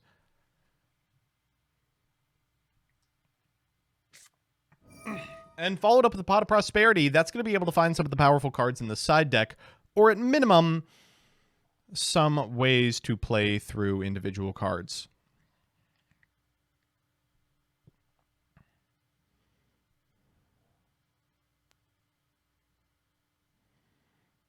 So just deciding how many we're banishing here, or which ones we're banishing. Droll seems like a turn ender right now. It's just such a weird question as to whether you're boarding Droll against Kashtira. There are some hands against which Droll it just automatically wins you the game, and there are some where it does nothing. Those are 6 very interesting ones.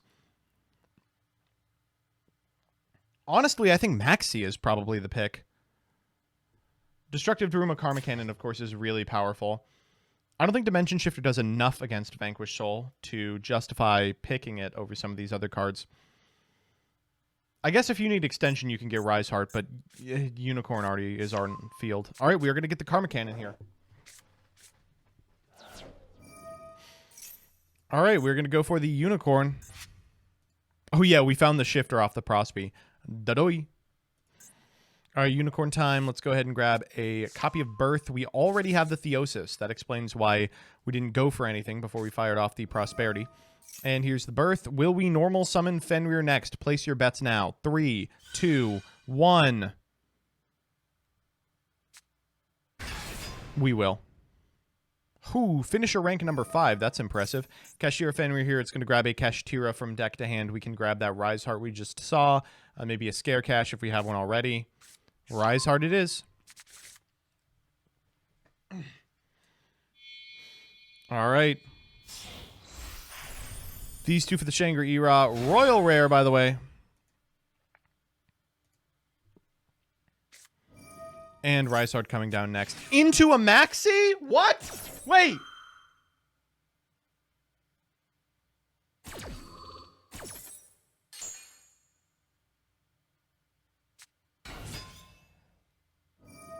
I'm confused. I would think you would Maxi like way earlier?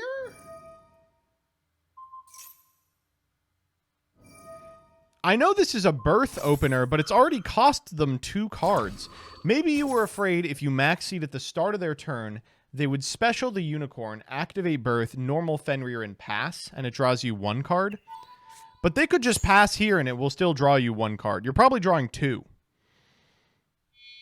Couldn't risk the Unicorn rip. Is that actually it? Oy, oy, oy.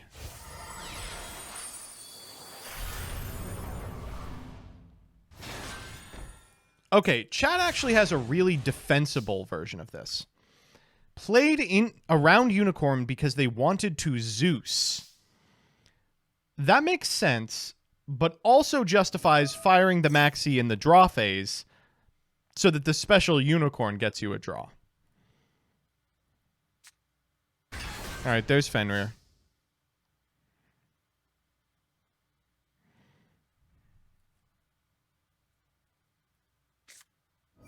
Oh, okay. Maybe there is a little skill here that we're missing.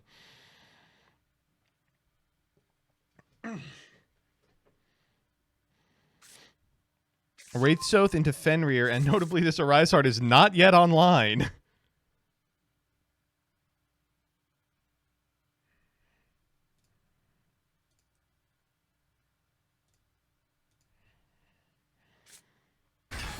Fenrir time.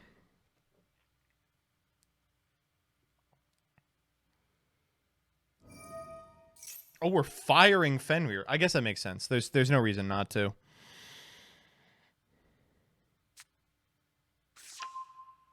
Like, if they use Fenrir to eat Fenrir here, then it just eats an activation. The Rise Heart is 2 materials off of activation, so it doesn't do anything.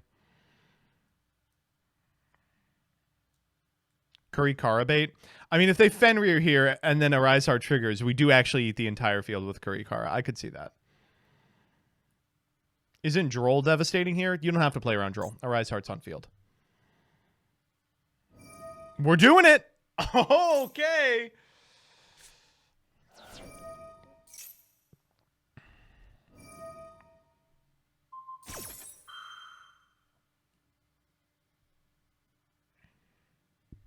One time Kurikara. Come on. One time Kurikara. I'm begging you.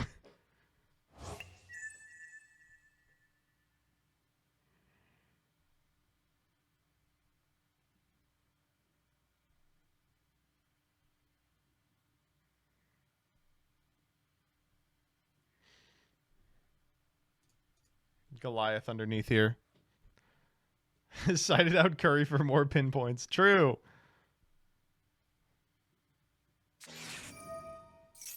The Scare Cash. All right. Oh, that's kind of cute. So by using Scare Cash here, we can get a third material on the Arise Heart. Okay. All right.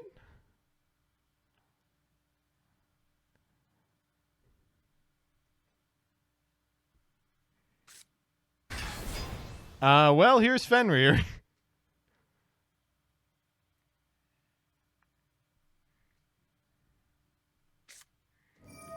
Durandal. Do you think they will banish the Durandal?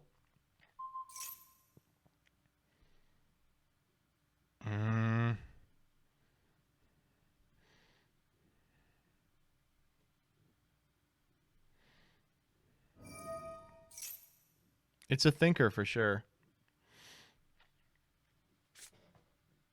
All right, we're going to grab Cash Rise Heart off Durandal. That's funny. Very funny. Oh, God. What if they said, forget Zeus. We're just going to use Cash Rise Heart and make Big Eye.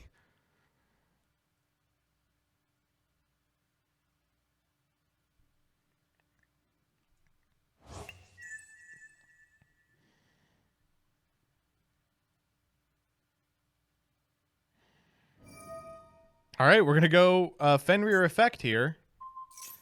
For some reason, we allowed them to... Well, now we don't even need to go Zeus. Nothing on field interacts with us anymore. We just got to take care of Karma Cannon. Oh, man. Oh.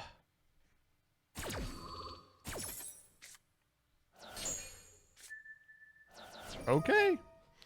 Well, I mean, we are actually one zone away from never having to worry about anything ever again.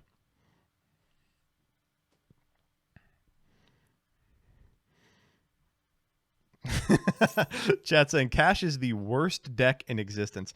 Okay, so this one Fenrir has traded for every point of interaction, but the this set Karma Cannon. Oh, this is kind of cute. We can use Big Bang on the Shangri-La to get... Wait, the second Fenrir. We don't need that. We just get it in hand.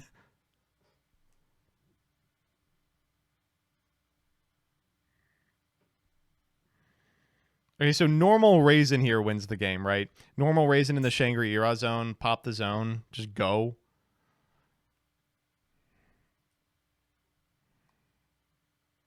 I guess the rough part is if we don't have an extender, we actually do lose to the Daruma Karma Cannon. Man, Pinpoint would go brazy here. Yeah, for sure.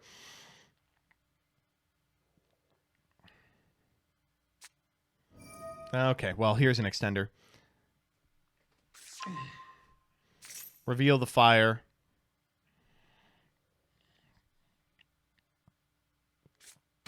Stake your soul. Your nose is mine.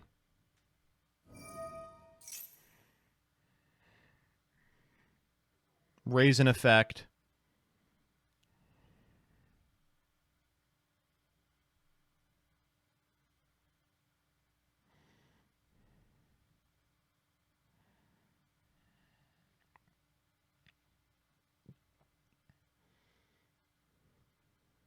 We're thinking about something. What we're adding, I guess.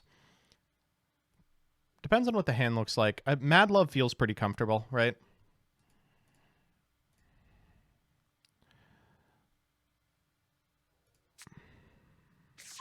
Xiaolong it is. All right. Well, now we for sure have 2 fires in this column. All right, we're going to start by trying to pop this Shangri-La, force out the last point of interaction. Revealing a Mad Love. Okay, that explains it. And now the zones are unlocked. All right, show me a Pantera. And we're going to go Xiaolong first. Xiaolong in the Pantera zone. Xiaolong effect. Reveal 2 fire. Raisin. Oh, we had another Raisin. And Rise Heart.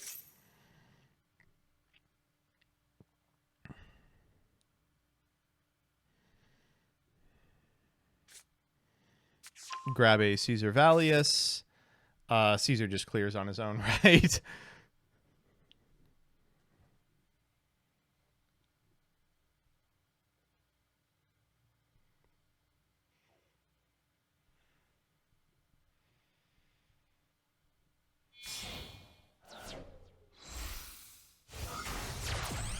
Zhao Long to the grave for Rock of the Vanquisher.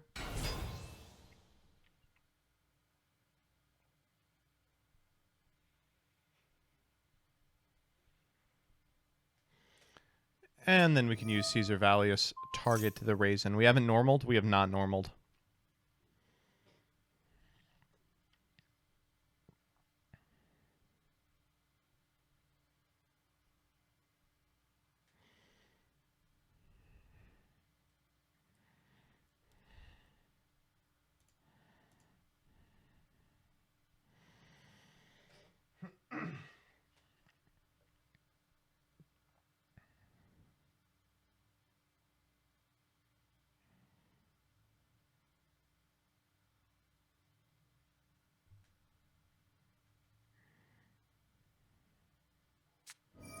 All right, we're going to finally fire off this copy of Destructive Daruma Karma Cannon. But I feel like it's pretty late, right? We can just normal summon a guy and we'll be fine.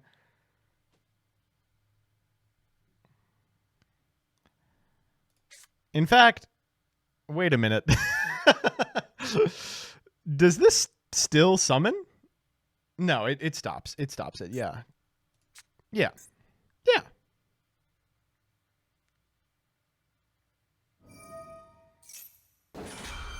We're going to go grab a guy from the graveyard here.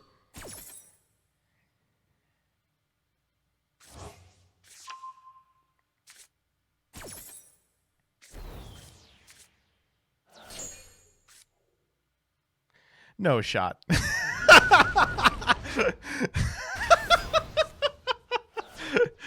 Sure. Yeah. Someone in chat said DD Crow the Borea. Yep, pretty much exactly.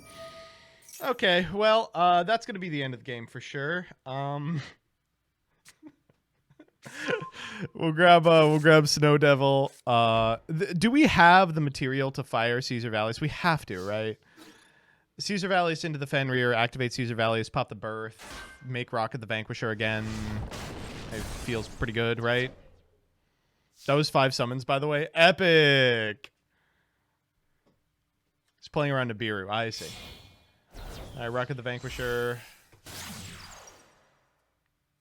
Maybe we don't even Caesar. Maybe we just wait on Birth. We'll make him activate the effect first. All right, we know the card in hand is Fenrir. I think we don't know the other one. But it ain't Ash Blossom, and it ain't Maxi, so...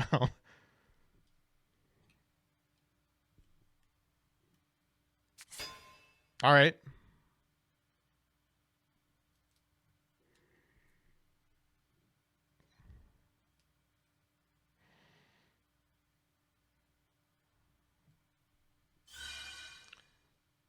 We're going for the normal. That's the Fenrir. That's kind of weird. You probably have to Caesar here. Oh, we're going to go Rock of the Vanquisher to special a Vanquish Soul. Chain Maxi. I wonder if you chain Snow Devil here. Surely you've got to have the material for Snow Devil. Oh, we're letting it resolve. We might be missing an attribute. If that's the case, we want to summon, yeah, the Raisin. Then activate the Raisin to get the attribute we don't have yet. I haven't seen a Dark. Well, they could have had the Dark by using the Rock to get the Mad Love back.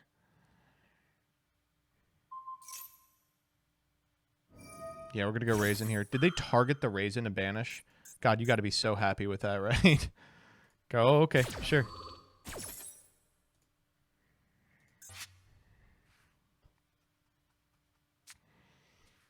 Yeah, as expected, we'll just grab an Earth here. Banish that face down. And then, you know, up to you, baby. Do whatever you want.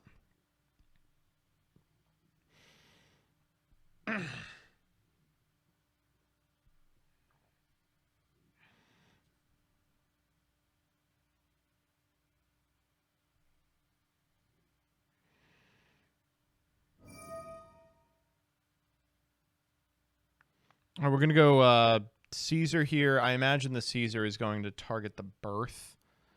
It's kind of weird. You really don't want to do that before they activate the Birth. But they've weaseled their way into a scenario where it's really hard for them to get remaining names into rotation, right? Because we have Both Fenrir's accounted for. We have however many Rise Heart they still play, and then one Unicorn you'd expect as well.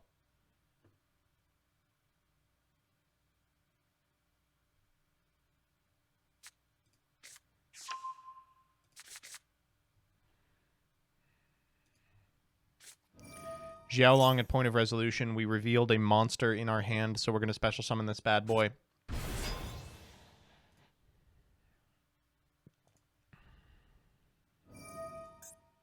And then Xiaolong. Reveal a couple of fires in order to grab a Vanquished Soul card.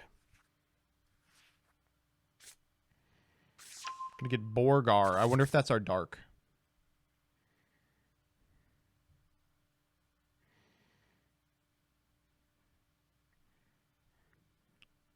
If you're the cash player, you do have a line.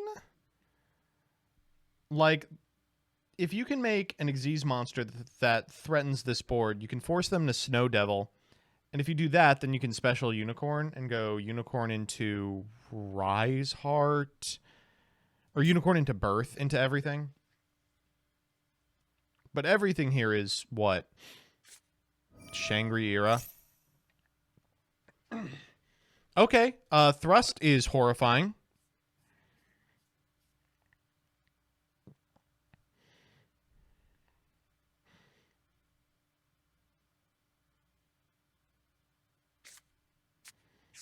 Okay, we didn't get Raigeki this time. We got Tactics Talent.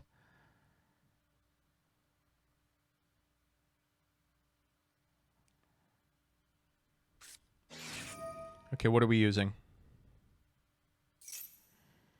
Take. Tactics take. Well, we take Caesar Valius, right? And then we just go to combat.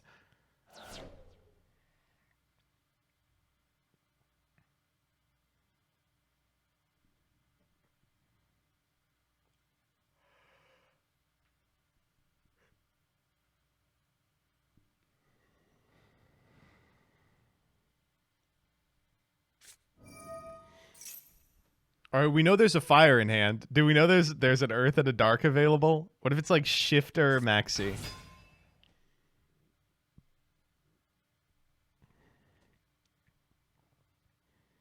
So we can overlay these two for... Yeah, oof. Forcing out the Snow Devil. We have to have something that contests the Unicorn, right? Otherwise, they are still going to get pretty far.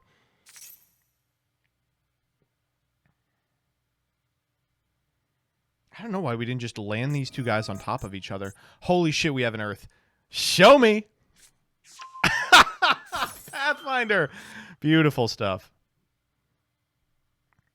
What does Unicorn do on its own? We can go Unicorn, Birth, you know, make a rank 7.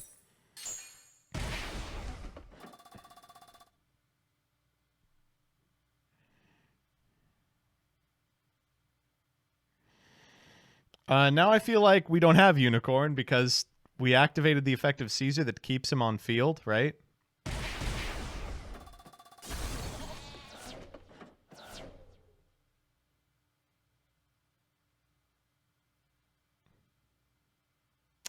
All right, this one has escaped me. This one is beyond my control.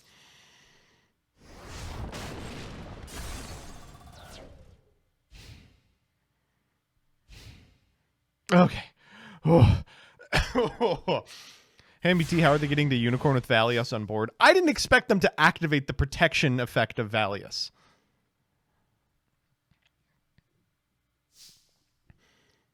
Okay. Just summon a guy. Just let's wrap this up. Summon a guy. That's a guy.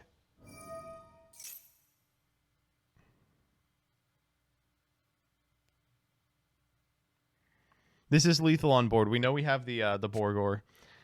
All right, can we finish it with Borgor Burn? Special Xiaolong. Tag out for Borgar. That's what a fool would do. The coolest thing to do is dome them for 500. All right, Xiaolong special. 22, 28, 26 rather, 32. Get him.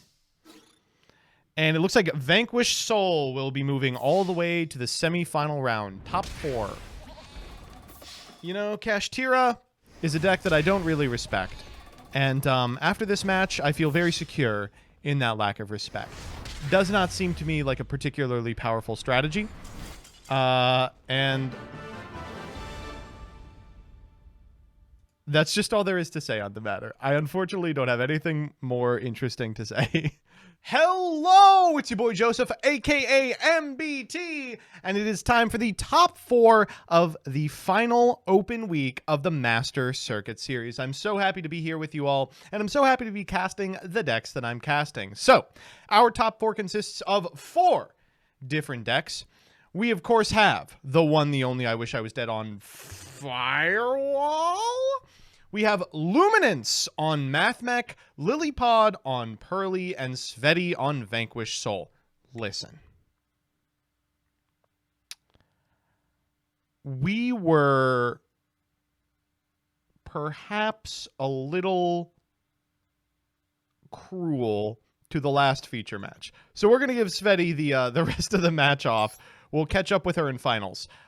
Before we do that, however, we are going to watch I Wish I Was Dead and Luminance battle to see who is the real MATHMECher.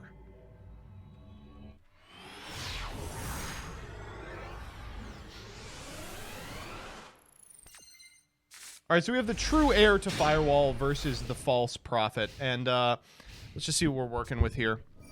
Looks like I Wish I Was Dead is won the die roll, which is mission critical. We're going to go Heatzel here for a Chi-Chi effect. We're going to grab a copy of Picati at Ignister to hand.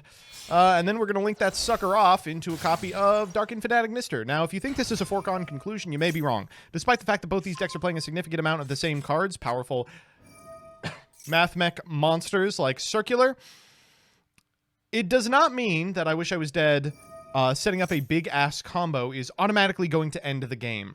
MATHMECH plays a ton of hand traps, including this one, Maxi, which apparently they have waited to deploy until now. And, oh, minigame failed.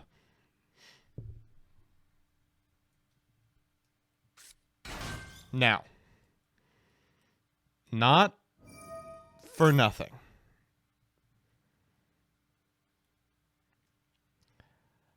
But I Wish I Was Dead maintains this deck can special summon 37 times if need be. Notice there are 36 cards remaining in the deck. I don't know if taking the challenge is the right move into MATHMECH, which we know plays a high concentration of hand traps, but it's also such a consistent deck you can't really expect that it bricked either. Oh, okay, we are going to hope. We'll take 23 off the I Meet You, and now it is time for everybody's favorite game. Can I kill my opponent using the effect of MATHMECH Circular?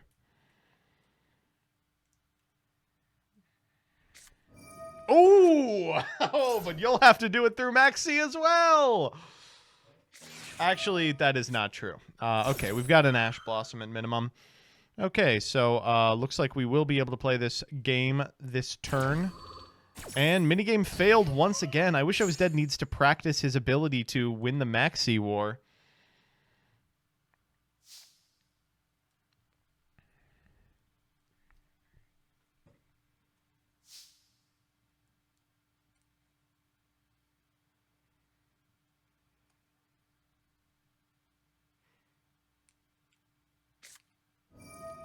Okay, you're probably fine with this if you're I Wish I Was Dead. Small World is a very powerful card, and it gets you to pretty much anything. But it also costs a lot. Here through the Archfiend Eccentric, I love this silly little line, into a best-of-1 format where you can expect an opponent is maybe playing Floodgates you have to worry about, a la VS. And going into a Circular, we now know all but, what, 3 cards in hand? Does I Wish I Was Dead have anything with which he can counter this circular? If the set card is a crossout, we would expect it had been activated already. So I think probably not. All right, circular has made it onto the field. We're going to go for Sigma next. And then at the point of resolution, we can activate circular's effect to grab either equation if we think we can kill this turn, or superfactorial if we want to wait a turn.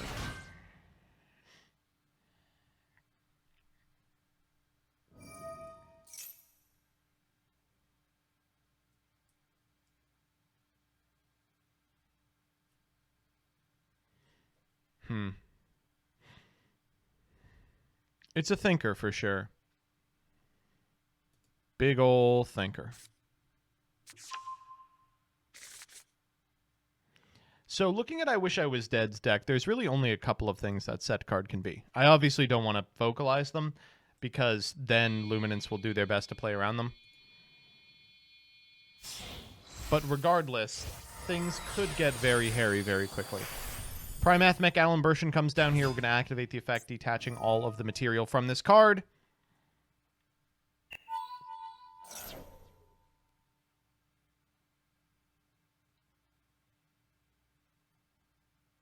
And with no response out of I Wish I Was Dead, I think you might start reading that that's just a bluff. I'm going to go ahead and normal summon Diameter here, and I knew that that was the problem card. I knew that this deck was completely fair but for the Diameter. I was sure of it.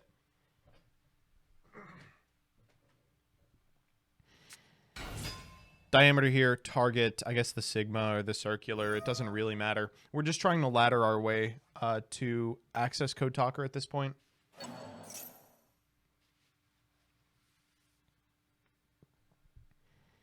How could this happen to me? Summon out the Sigma here. We've got a couple of different options. If we want to drag this out for another turn, we can go into the Disciple Devotee line, but we really don't have to. Like, we could also just kill them. Superfactorial is really good here, not only as like part of an end board that cleans the board normally, but also like access code eat your board. If you have anything with which to prevent me from killing you, I will just set Superfactorial and dare you to do so.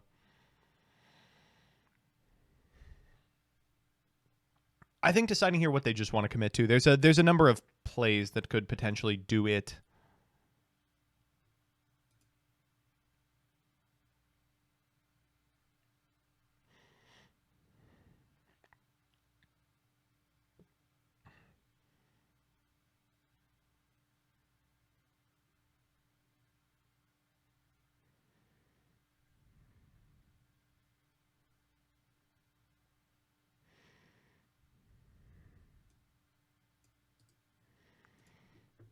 Oh, we are thinking.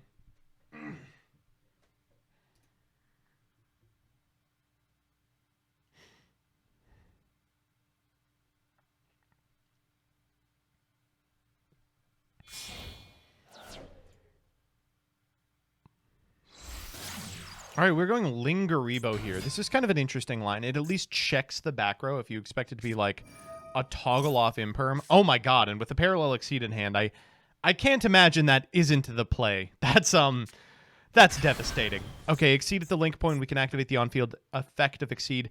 Importantly, this Exceed is a 4 for all intents and purposes, which means that if we summon an Exceed from the deck, we can use the 4 on field and the 4 diameter to, I don't know, make a little card that requires 2 level 4 or lower Cybersis' material.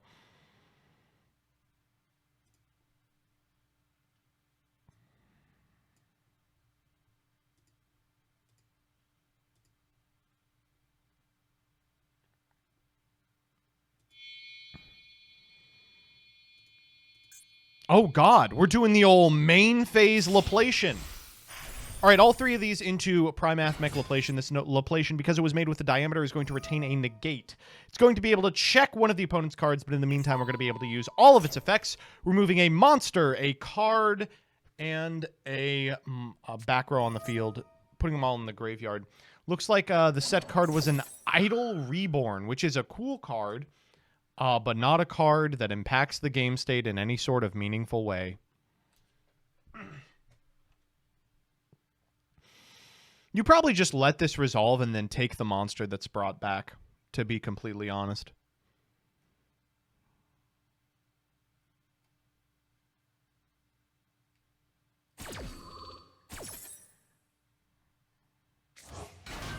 All right, Laplacian resolves here. Does not target. We're going to send I Meet You. That's so killer.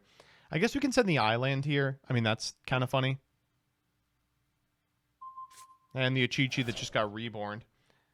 Well, the important part of this is that now we know shields are down, and we can start comboing. Here we can go Alan Bershin and Link Haribo into Splash Mage, bring back any of these monsters, transcode, access code, set a super factorial. Of course, that requires us to be on 2 Laplacian, but if we're not, we can just use any extender to weave a that little blue-haired pronounce boy in.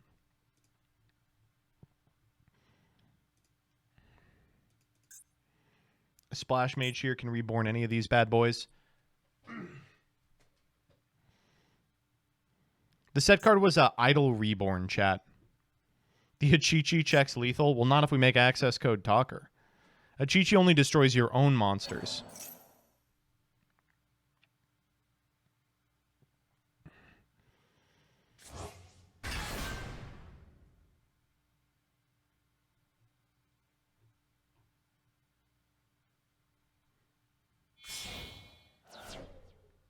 Don't tell him about Achichi. I wish I was dead. We just watched you win a game with Achichi. I think.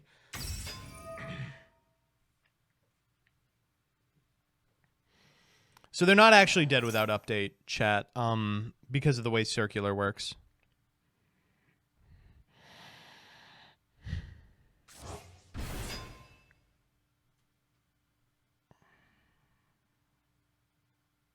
But I mean, they're just dead here anyway. Even if all we do is clear the board and do 53, setting super factorial is sufficient. It would have to be like called by off the top, because if it wasn't off the top, you would have used it on the maxi. So it'd have to be called by off the top plus the ability to combo a second time while having lost a Dark Infant.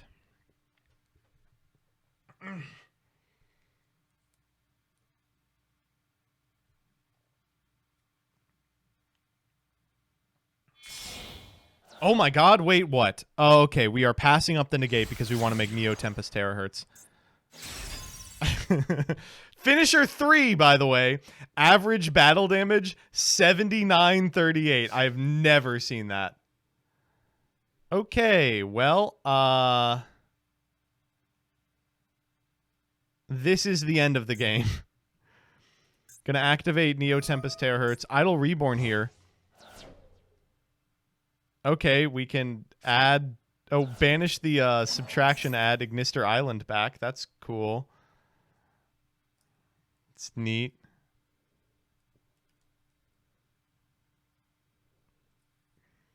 Does that do anything?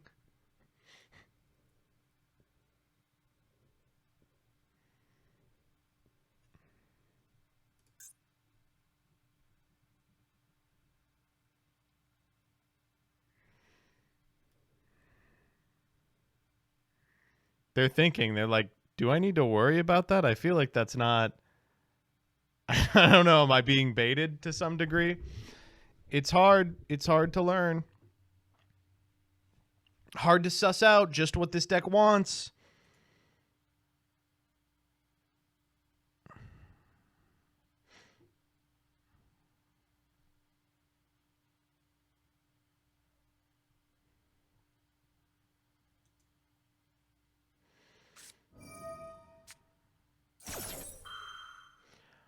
Oh, come on.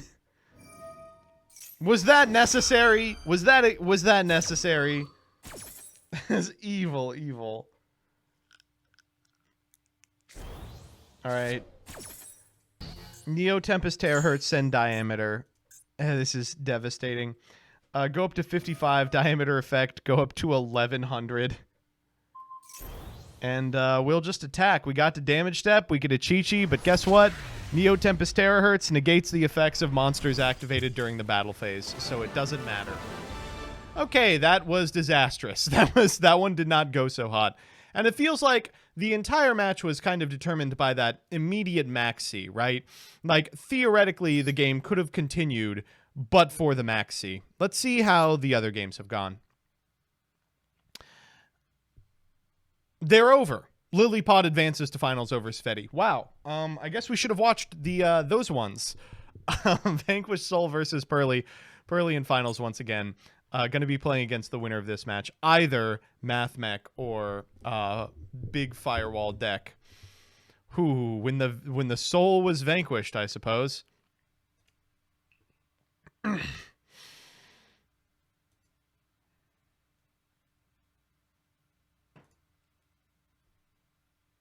All right, the two of these duelists are just boarding right now. Let's see what we can work with.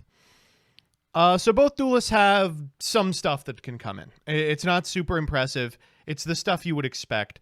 Admittedly, it's more geared toward the Pearly final than hitting MATHMECH or the Big Firewall deck.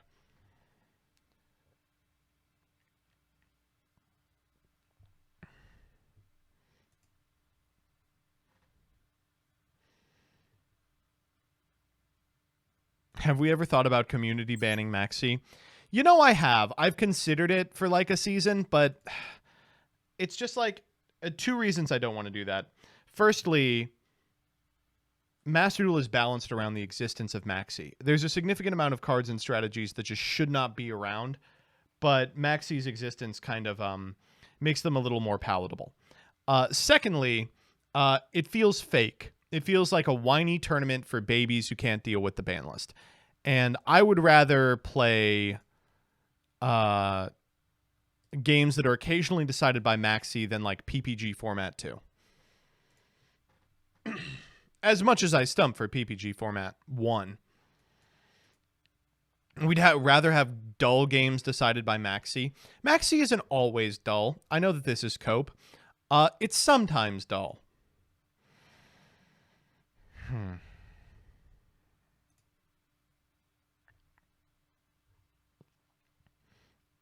Chat says it's mostly dull. All right, well, that's your opinion. This is mine. I Wish I Was Dead is going to win the next two in 5 minutes. Maybe. Okay, they're done boarding. They're hopping in. By the way, both of them have the Monarch icon, which I do like. They're vying for the King of MATHMECH.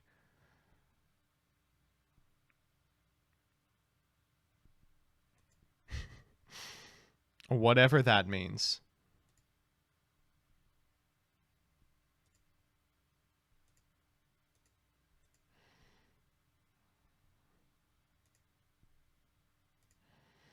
All right, they're flipping the coin. They're jumping in, and we are about to hop into Game 2 of our second to last match of the final Open Master Circuit Series.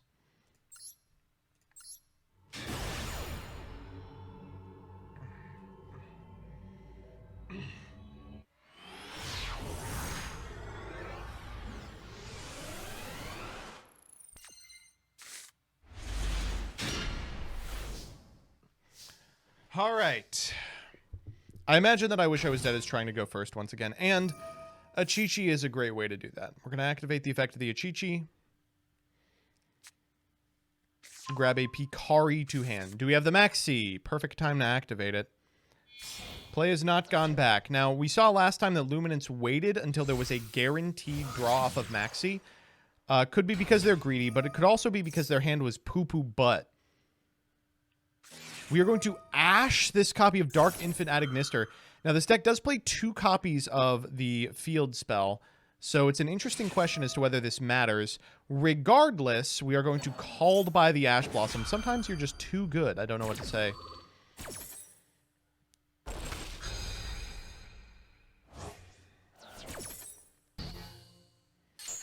Resolution Maxi, yeah. I land here. Activate Island. We're activating the effect of Island. Are we a Toggle Andy? Looks like not. Specialing out the Picari. Picari activation here. We're going to grab from deck to hand. Probably I Love You. I Meet You. Wasn't this called I Love You? No, I Love You is like the fusion spell. I like that all these cards are about Playmaker and I's little yaoi relationship. All right, these two to the grave. Let's go ahead and make our incredibly powerful Cyberse Wicked. Here he comes. Wham! And a reminder why we had to play around the Pearly player the way we did. This Link Summoned card can't be destroyed by battle or card effects, including your own. And Cyberse monsters that it points to also can't be destroyed by card effects, which is crazy. Going for the island here now that we've cleared out our main monster zone. We're going to go grab Doyon. And then we'll go the Wicked effect. We will banish that Dark Infant Adagnister. Go ahead and grab ourselves a boo woo woo woo woo. Woo woo woo woo woo woo. We'll target that Achichi added to our grip. Uh-oh! Oh, I saw play pass back to red player. Has that been 5 summons, folks?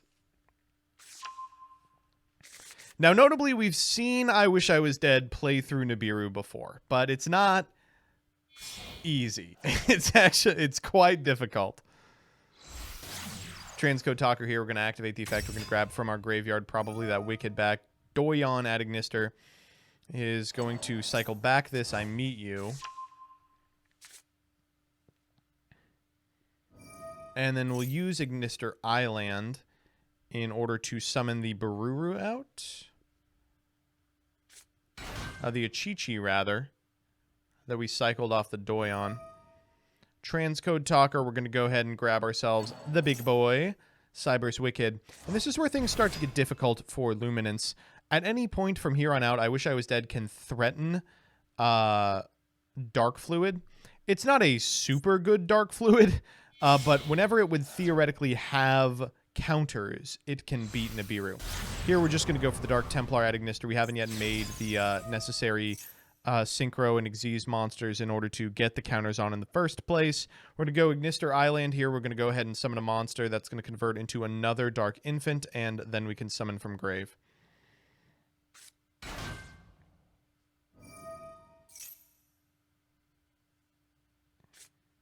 We're going to send a Gachiri to the graveyard. Pretty powerful as a way to play through things. Chat saying it's a scare cache, it's a bluff. Well, when it comes to MATHMECH, it's the deck that would play the most number of cards that you theoretically could activate, but I don't think it's a bluff. Any of the cards you could activate, you'd be happy to do so. Here we're going to go Dark Infant Adagnister CL2, Dark Templar CL1. I wonder if you Nibiru here just because it's a mechanism by which you can get the arrows off the field. Looks like no. We are going to let this chain resolve. We'll resolve the effect of the Dark Infant Adagnister and the effect of the Dark Templar Adagnister, which will summon from the graveyard a copy of Bururu, a copy of Hikari, a copy of Achichi. That doesn't sound right. Probably Doyon. Yeah.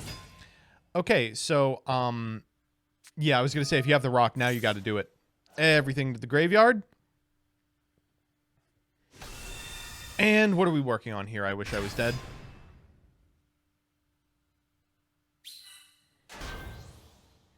Token's not even that big.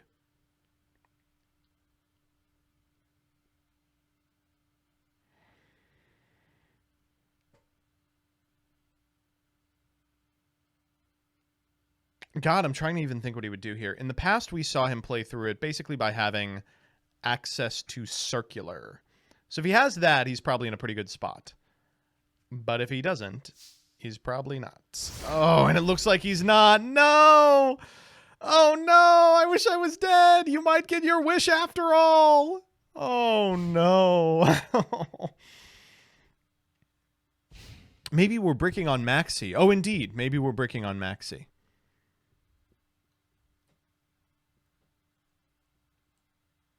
Oh, this feels really rough. He played so well up to this point. Just to have a game determined by Maxi and a game determined by Nibiru. Woof. The hand is 4 points of interaction. I agree.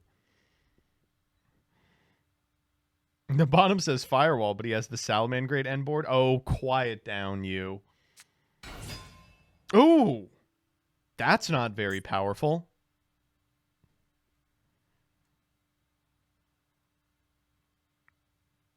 Yikes. Is this an exceed hand? That's the only scenario in which I can find this even remotely defensible.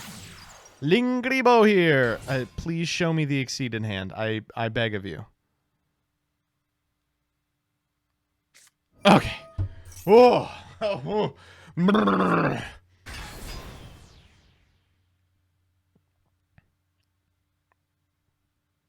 Well, it's a little... You got to jump through some hoops, but this is a mechanism by which you can get to... Oh! We're not losing to a hand this bad. Come on. 2 exceed in the opener, and we're still losing? Oh, can't beat the access code talker. Oh, no. And I wish I was dead in chat says, you can actually play through Nibiru if you draw any name, but I drew Equation Ash Baruru, and we had to called by the Ash. Oh, disastrous. And I wish I was dead, unfortunately, has this time only made it to top 4. The back-to-back did not happen, but still an incredibly impressive finish from a super cool deck. Congratulations to I Wish I Was Dead. Folks, we're going to be back momentarily with finals. See you then. Folks, it all comes down to this. After 8 grueling rounds of Swiss contention and 3 grueling rounds of Top Cut, we have finally made it to our final match. We have Lilypod representing Pearly, the deck that's been dominating all weekend, playing against Luminance, who just cleaned house versus I Wish I Was Dead, proving themselves to be the master of MATHMECH. I am so excited for this one. You have no idea how close it was to being a Pearly closeout or having to cast Cash more than once. Instead, we've got 2 decks with the ability to go first and the ability to go second who have highly teched side decks for each other. Just as a quick reminder, we are playing for $1,000 in prizing today, and in Top Cut, we will be playing a best of 3 with no time limit. This is also our final open invitation Master Circuit series. The next one, happening in 2 weeks, will be an invitational for everyone who topped the previous events with a $5,000 prize pool. I'm so happy to be able to bring you this with the assistance of our continual sponsor, YGOPRODECK.com.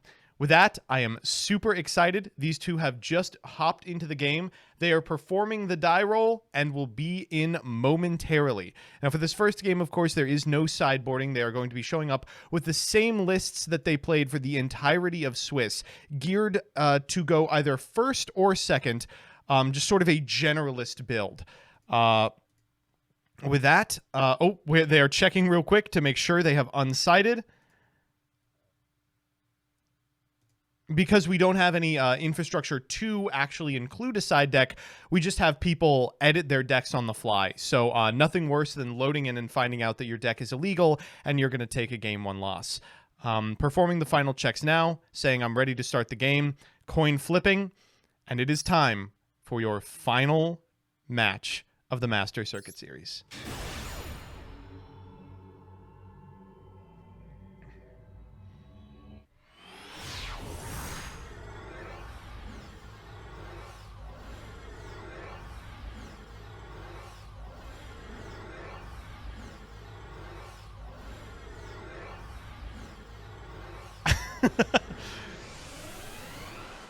Oh, it was just building suspense for us. It was building suspense.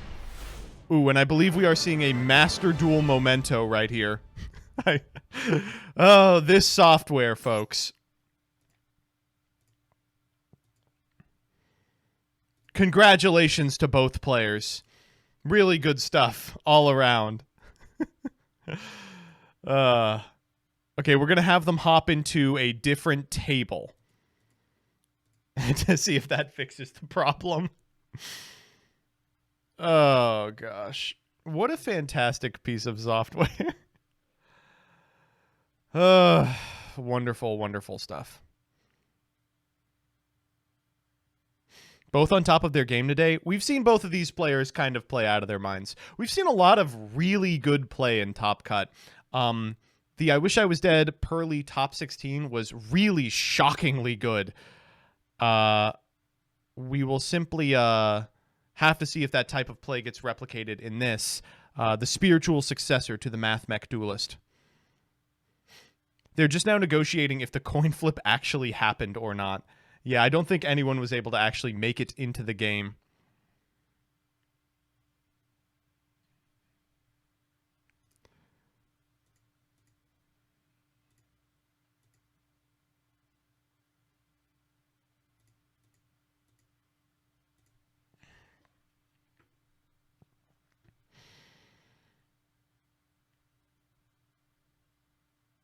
All right, we're just trying to negotiate this real quick.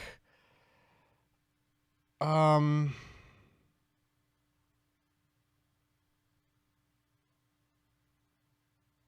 right. It looks like we're just gonna run it back. It's always a fantastic situation when you get a remark from the TO that's just question mark, question mark, question mark.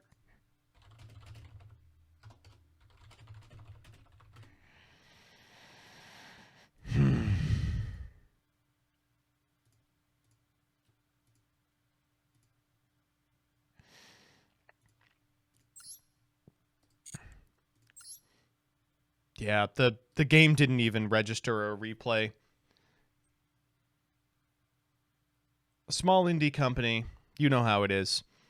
All the money that we've saved giving individuals prizing for YCSs has been funneled directly into Master Duel, where it has built us the sleekest client ever that works a good 70% of the time. Like it or not, that's still far and away the most consistently usable tournament software. All right. We are hopping in. Luminance says, "Come on, the fake game. I won the coin flip. It was the second coin flip I'd won today." Thankfully, both of these decks very happy to go both first and second. It looks like they are attempting to get into table one once again. They are standing by, and we will be back into this game within a matter of seconds, provided we don't experience the exact same glitch twice, at which point we're just going to call it, and we're going to give all the money to Rebecca. All right, here we go.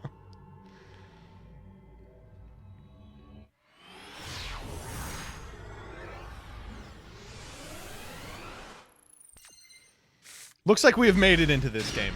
All right. And it looks like the MATHMECH player has won the coin flip again. This time they will have to contend against everybody's favorite card. And there it is. Minigame lost. We're going to go for it. Forget it. So here's a fun thing you can do. You're going to see it here. Now, this used to not be a very viable play because people would fire the effect of Maxi in response to the activation of your circular, which sends for cost. But you can actually give your opponent a +1 off of Maxi, functionally making it just a pot of greed, but still get to the super factorial line. By activating MATHMECH circular after the resolution of a Maxi, you can send a diameter, and then the circular and a normal summoned MATHMECH can get you the spell or trap card you need, because circular gets on normal or special. And you get follow-up in Alimbertion and 3 materials into the graveyard. So it's not that bad. It could be a lot worse. So obviously you don't want to start playing against a Pearly opponent who has 6 cards in hand, but better than losing the game on the spot. Grabbing a diameter for next turn. Wow. Actually a play that will not be available the next time we host this event. And we are going to set one. I imagine we'll be seeing a Maxi of our own momentarily. All right, pass back to the opponent. Lillipod draws for turn. It's going to be a 7-card hand like we're playing Pokemon. What are we working with? Ooh, priority passed back to Luminance. For what reason, I wonder? You do have to be a little more careful against exactly Pearly here, because, of course, they can start chaining quick plays. Normal summon Pearly, pretty powerful. We will activate the effect here. I think probably not a response coming down in response to that. What do we got? Pearly. Infip. Droll. Terrible kitty. Awful kitty. Disgusting. Smelly. Gross. Not good. We're going to activate the Pearly effect. And reveal from the hand, what, like a beauty?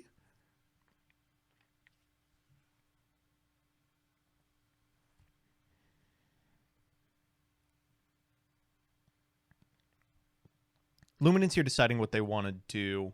Unfortunately, you don't get to see the reveal before you decide. So this really is last chance to look at me, Hector.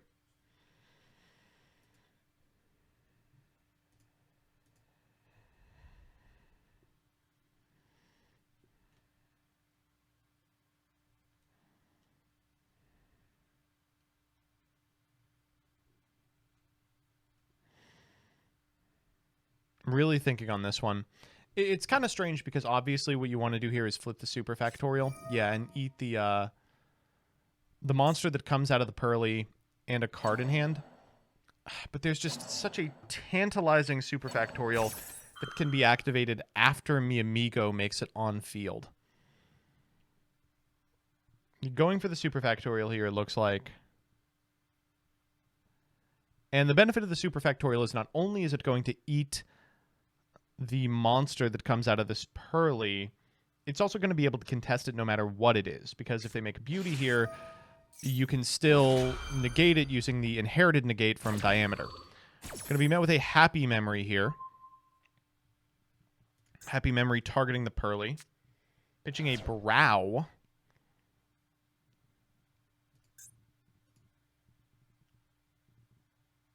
No Diameter engrave? Nope, that's what we sent off the circular.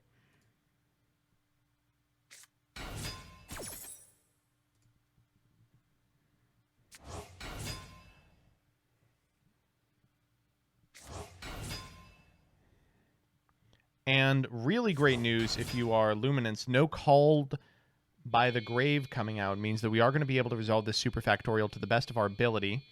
Here, sending all three into a Laplacian.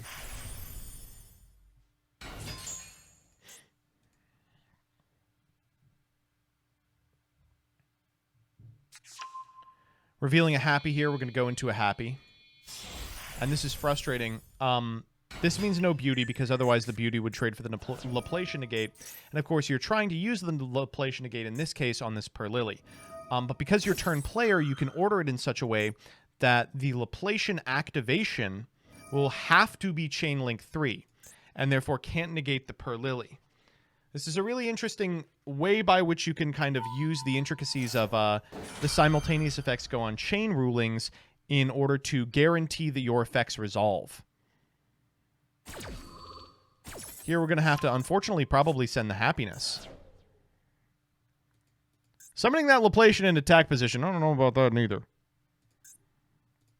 Gonna get the Sleepy Memory out of the hand. That's a pretty good one. The Happy. And then Pearlily is able to add from deck to hand a copy of My Friend Pearly. All right. We will draw a card off the Brow. And while we do have a negate... Oh, God! Okay, it's going to be pretty potent through a Droll and Lockbird. Well, looks like My Friend Pearly will not be doing much after all. Is that a main deck Droll and Lockbird? Pearlily here targeting the Happy. I imagine you negate this with Laplacian. It's just a little too tasty.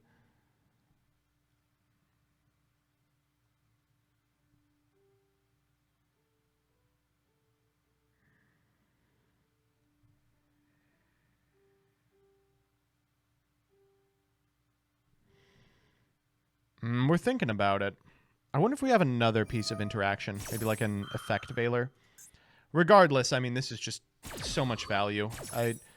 One of the only hard ones for turns in the deck. The only other access to Happy. I think you have to.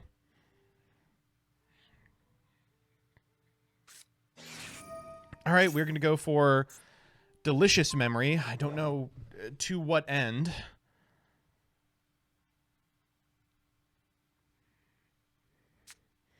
Oh, pitch a Fenrir. That's really rough. That must have been the draw off the Brow. Here, Delicious Memory can get Lily. We can overlay these two for like a Slacker Magician and go Zeus. But MATHMECH can deal with a Zeus. Yep, that's exactly what's happening here. Okay.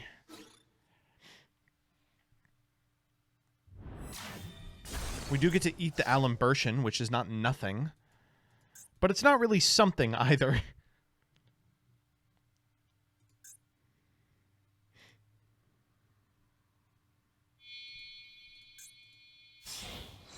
All right, from slacker to downard in defense position. This is going to be a 2 activation Zeus.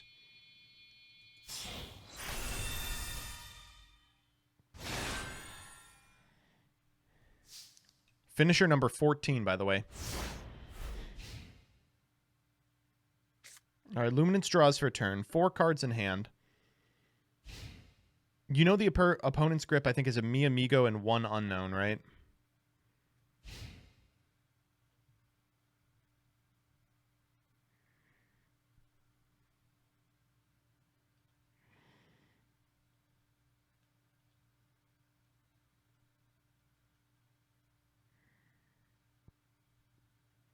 And from Luminance's position, we know that there is a diameter, which really complicates things for Lily. It means that she's going to have to fire off the first Zeus activation right after the normal. So something like a circular plus an extender or a triple tack is really going to cook her.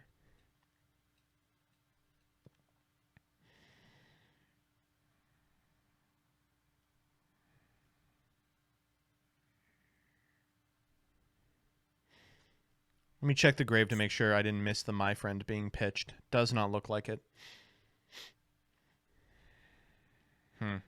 Luminance kind of in the tank on this. That's what I like about MATHMECH, is like it's very easy to just default into the lines and be like, no, you have to go for the OTK and you make access code talker. But like any competent deck, the deck does have kind of a wealth of potential points of interaction. And so when you're playing into an established board, you really do have a lot of options. And a lot of people just don't use those options. Like here, for instance, we're probably not playing it. But we could theoretically just go to combat and like threaten a Zeus here. Maybe get an activation off of that. And then main phase 2, normal diameter, summon a guy back because that represents a negate. They have to Zeus that. All of a sudden, 1 circular and you're in the game. Depends on what's in your extra. Depends on how you want to play, what you want to represent. We're going to begin with this copy of diameter. All right, diameter effect here. We're going to probably target this copy of circular, though it doesn't really matter what we grab.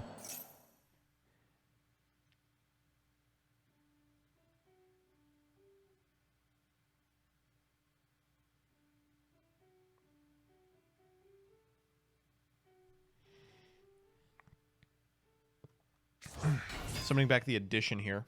Play goes back to Lilypod, I imagine. Yeah, firing off the Zeus. No option here. You have to do it. Otherwise, we are going to be able to negate using the diameter. But now a triple tack wins the game. A circular gets really close to winning the game. A ton of really powerful cards remaining in the deck.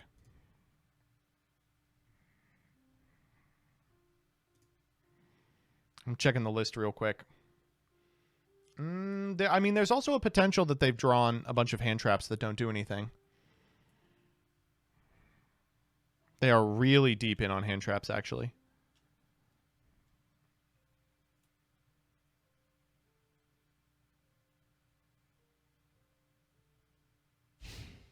Oh, no. Oh, no, not like this.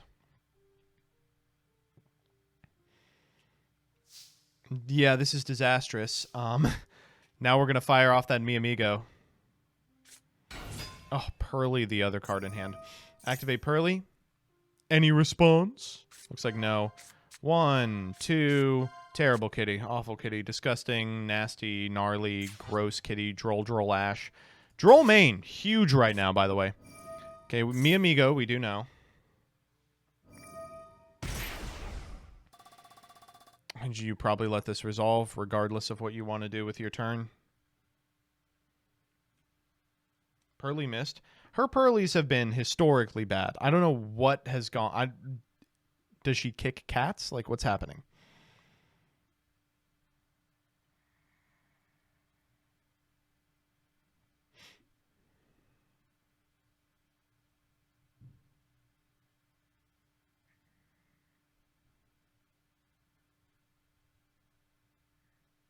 deciding here.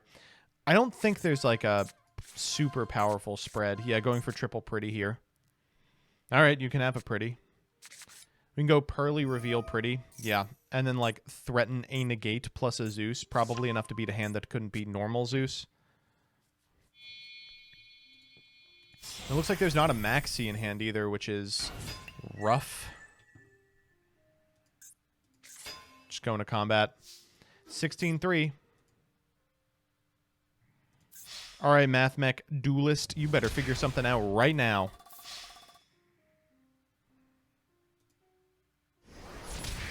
Is Droll good versus Rescue Ace? Like Cash Tira, there are some hands it cooks alive, and there are some hands that it does not matter.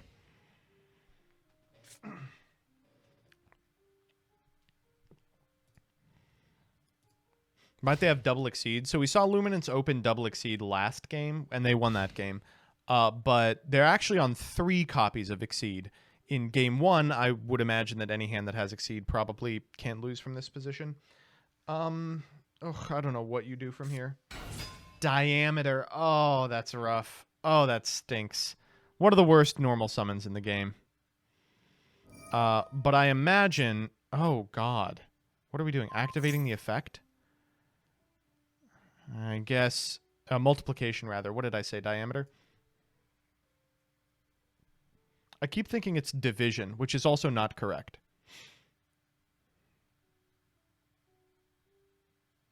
No way this is a Final Sigma move.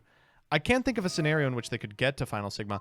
Oh my... I was going to say, I think the only thing this multiplication is doing is fishing for a negate. And it got it. What the heck? Well...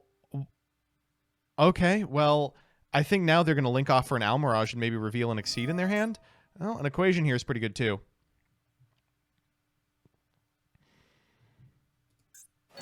Equation target diameter. I mean, now you have to Zeus again.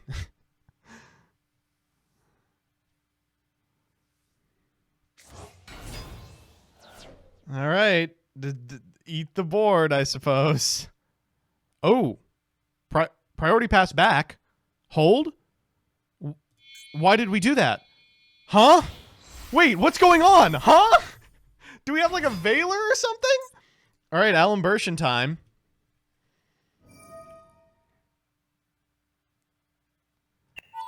All right, well, Circular isn't at 1 in this format. Do we have an Ash or something? We do.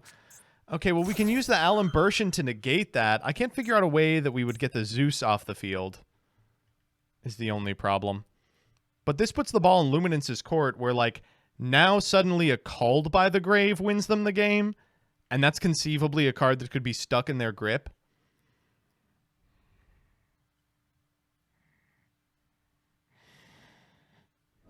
Oh, we are going to negate it. We are going to go ahead and negate it.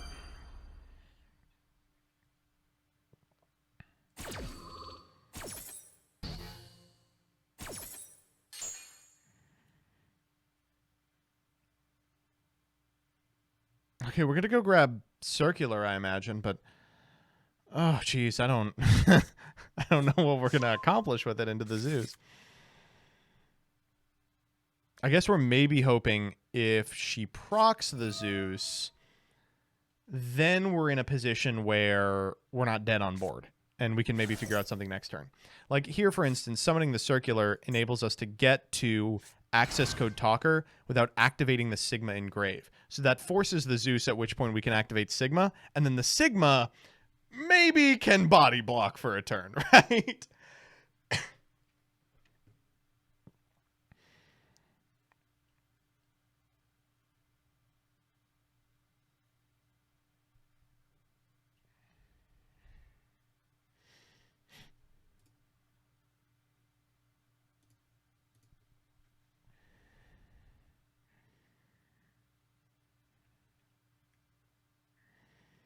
I think just trying to figure out what the plan is here.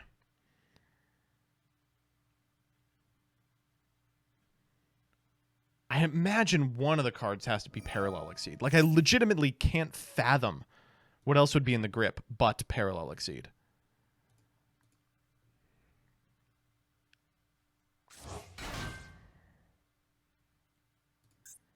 Do we have, like, another Like, are we on 2 superfactorial? We're not. Surely use Zeus here. I mean, does it do anything, right? Like, is this board more threatening than the previous one? Not really. Tribute Alan Bershin. What are we summoning back? Diameter.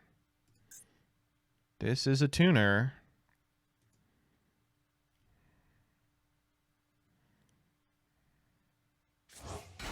This is crazy. It seems like you would have done this before you activated Sigma. But we're playing in no man's land anyway. Like, none of this should be happening. We're gonna Zeus! We got a Zeus! Alright.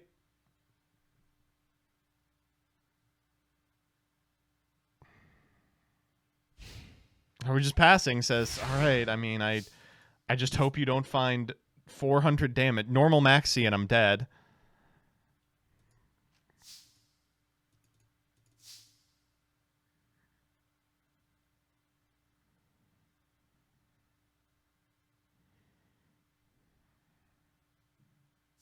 Oh, we're getting another turn. We're getting another turn with no interaction. Okay, Luminance. Only the last life point matters. 1 Sigma accounted for.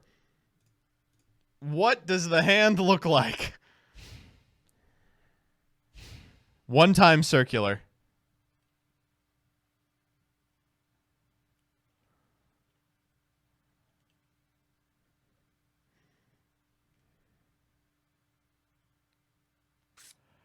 Oh!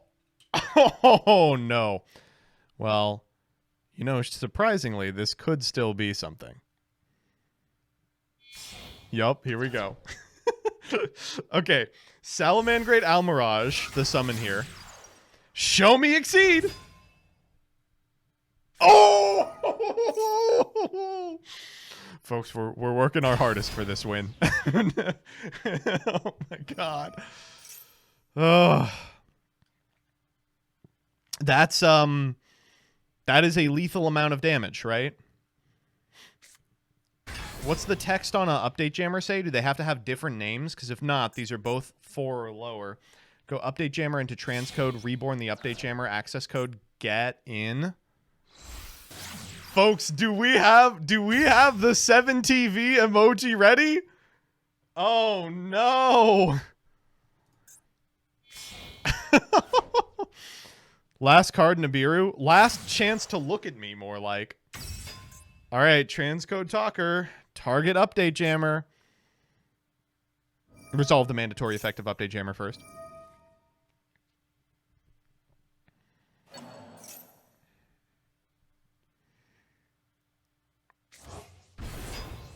Love the comments. This is honestly BS. Great match, though. Only mandatory in the TCG? Exactly.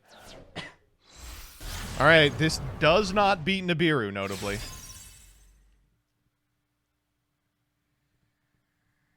Update 1, access 2.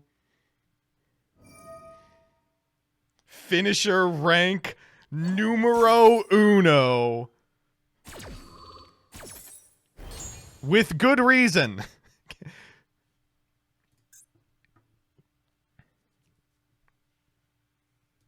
We have to activate the effect. Don't have an option. It's not lethal without it.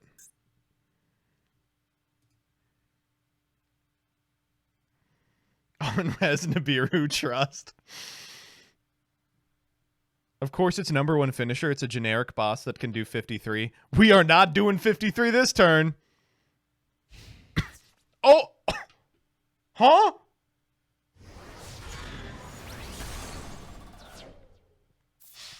Oh.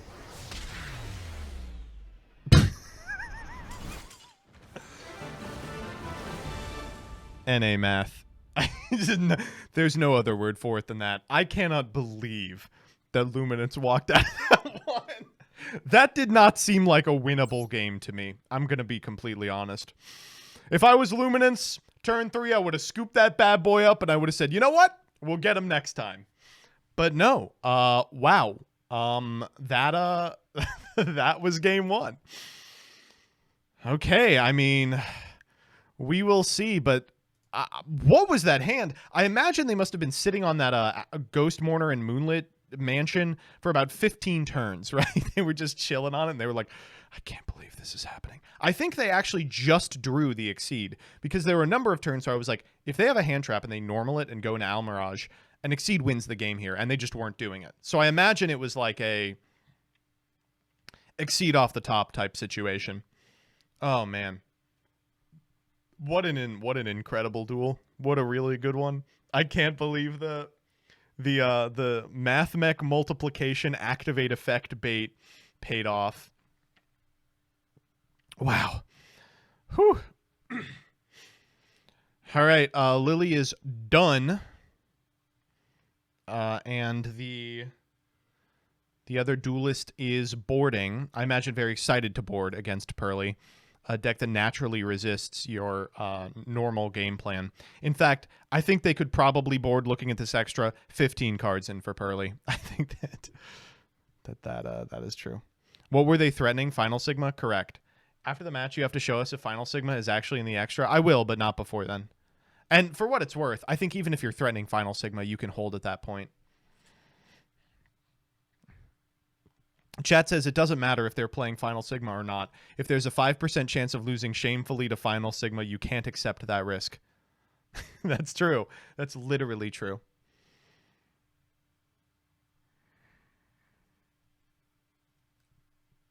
If you're playing multiplication, you have to be on Final Sigma. Not necessarily anymore, because it can be sent via Firewall Dragon Neo Tempest Terahertz in order to boost that monster's attack to 11,000. It's just a question of if you think they are playing that, which we haven't seen yet out of this duelist, and if you think they are also playing Final Sigma, which they conceivably could be doing.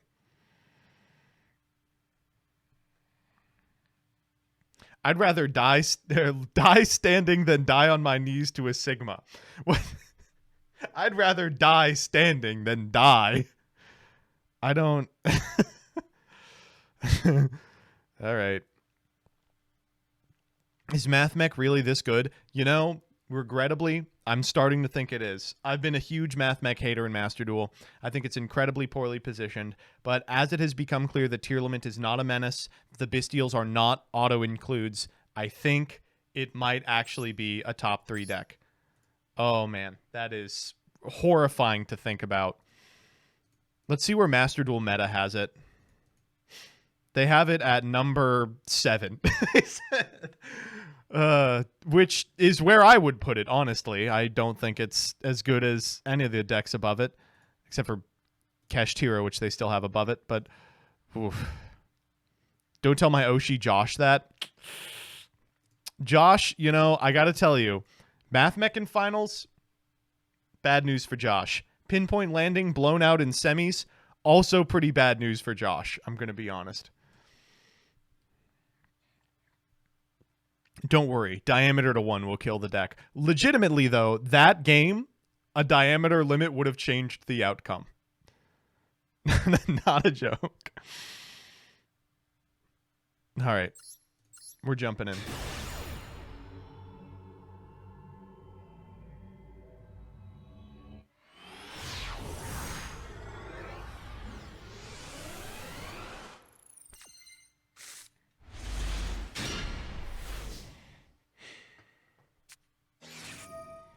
Whoo, Pearly Stinky Memory. Fire it off, baby. Lilypod starting off strong. Honk shooing her way to a monster on field. And it looks like we are not playing the Maxi minigame today. Though they did hold for a long time. They were like, maybe I'm waiting on the Maxi minigame. Pitching Snow. That's about as good as it gets.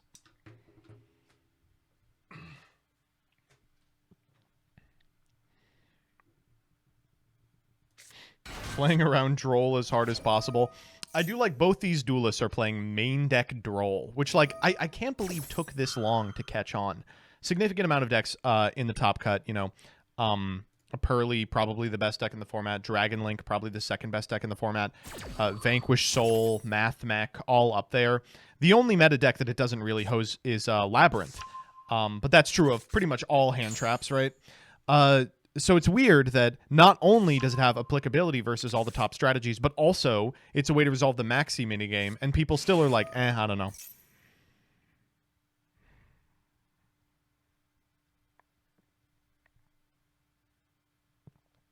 Ash Kanho's Lab. Ash and Bell are quite good against Labyrinth. Which is probably why Luminance was also on the Bell main deck.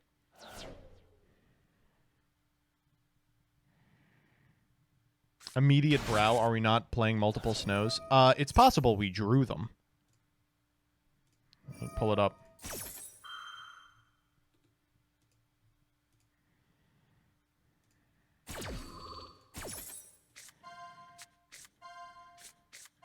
Oh, that was the first good kitty that Lilypod has seen all day. My God. Playing with Vanilla Pearly. Will we be leaving the draw phase now, ma'am? Nope. We are staying in here. Even if you don't have Droll, at this point, you gotta be happy. Like, you have gotten probably a card worth of economy out of these, like, kind of subpar activations. You're like, I didn't have Droll, but just by virtue of including it, I have forced them to potentially get into a situation where they don't have access to a 5-map Plumpy. There's a Snow sent to the graveyard, activating its effect here. We will see if there is another Snow in deck. I believe that Snow is a mandatory activation, so we'll activate regardless of what's in deck.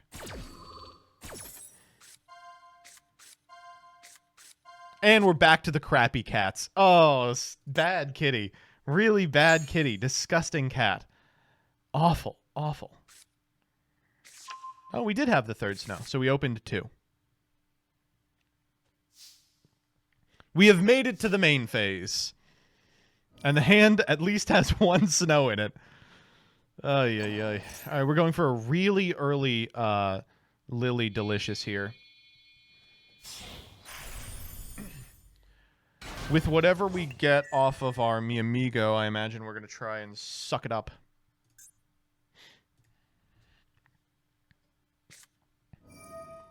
Oh, there's another Delicious. That's pretty stinky.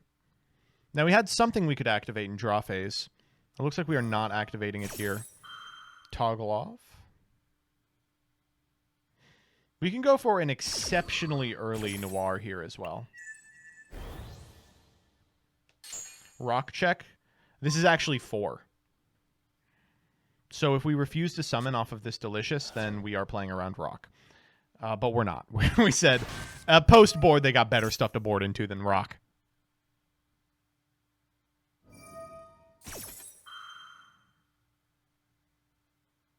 Oh, they got something, though. They do got something.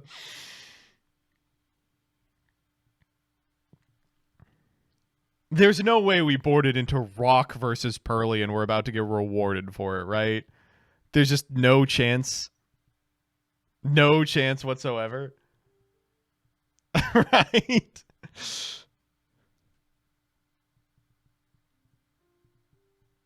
They're holding for a long time. I bet it's something terrible. I bet it's like an awful hand trap that doesn't matter, and they're like, oh, but like we could really freak them out. Okay, now we're gonna. I mean, okay, good kitty, good kitty, good kitty, good kitty.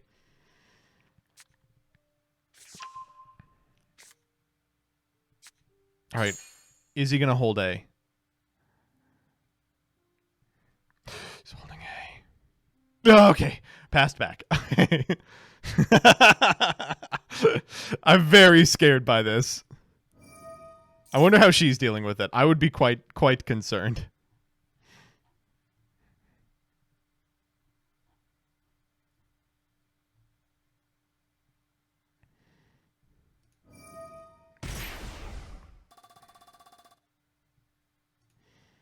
All right, we're going to go my friend here.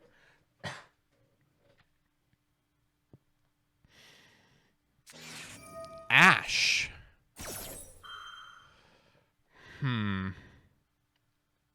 That's a weird one.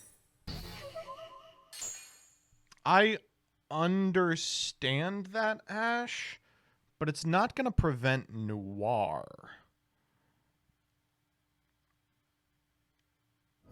Ugh, it's weird. I think chat's right. I don't like Ash here, but I don't think you have a better opportunity to do so, right? Because what you're trying to Ash is the quick play spell that will go on the plump, right? But you know that they have the My Friend Pearly in hand. So when they fire that quick play spell, you have to just be like, oh, okay, that's fine. You know, I don't want you to just go get one off of My Friend.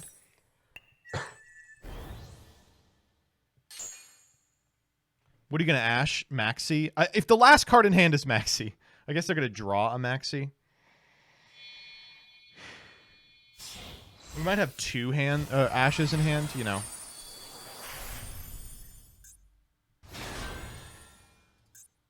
Killer stuff here. All right, what are we doing with these Pearlies? Oh, we're making the 3-mat Ensemble. Disastrous. Not good. Attack mode to contest a normal summoned MATHMECH.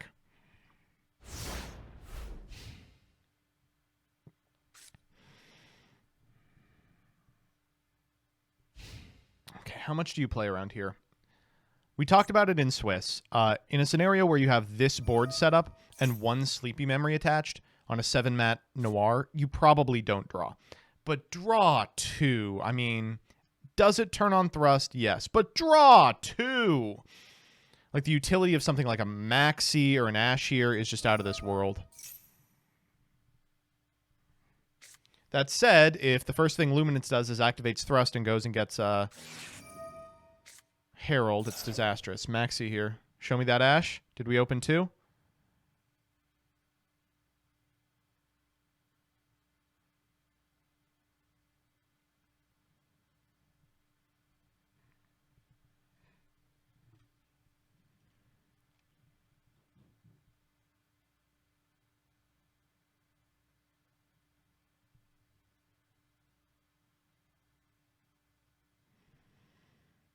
Thinking. They're really thinking.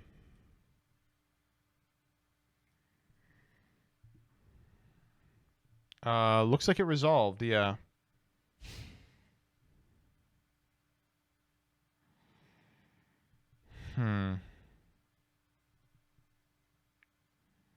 What's in the hand that's so activatable?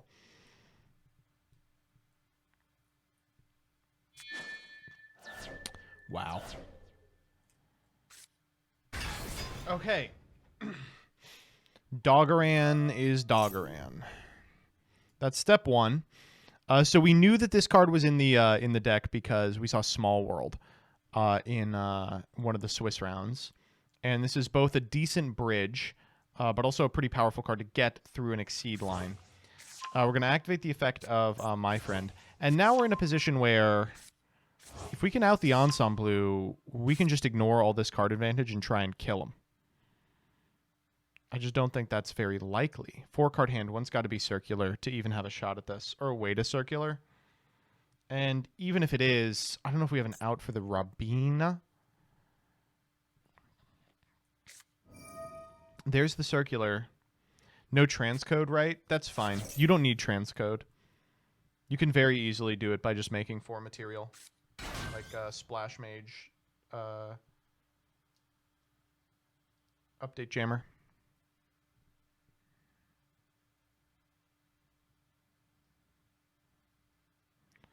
I wish I was dead says if 0 hand traps, Cirque does it. I'm interested to see how. You're telling me we ashed My Friend but had Kaiju anyway? Okay, well, when you put it like that, it doesn't sound very smart.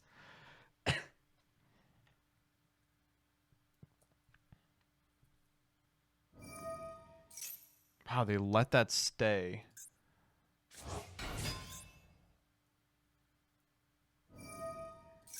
Circular here. Could have been the draw. Yeah, that's possible.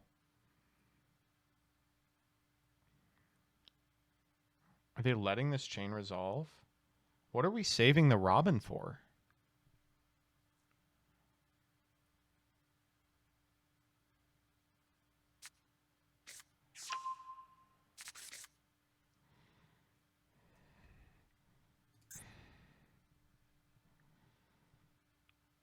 Sigma wins. Final Sigma, rather. So here we make Alan Bershin. Go Alan Bershin effect here.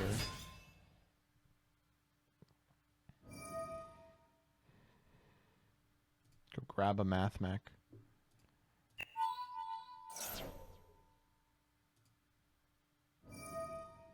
We are going to ensemble this, unsurprisingly.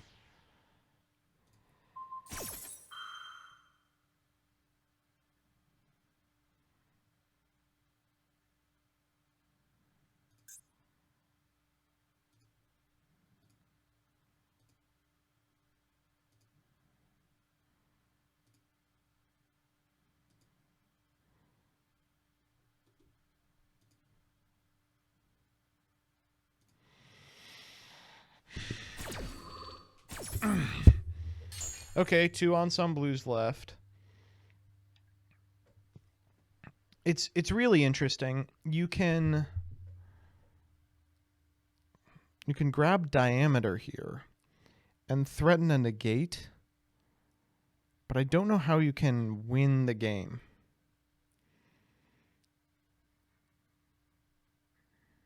The only scenario in which I could see winning here is diameter summon a person.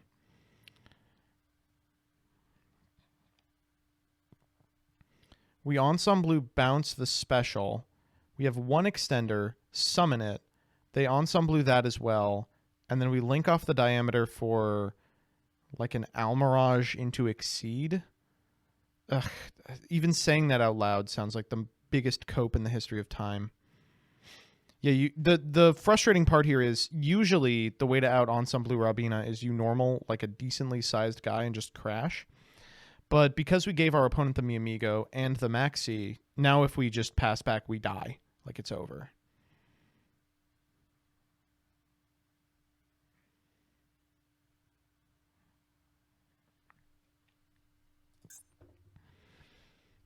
You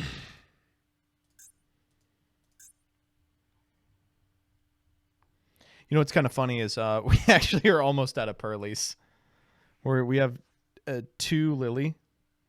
Maybe we just try and draw them into all the Pearlies. Maybe she like finds all the Pearlies in her deck and we win that way.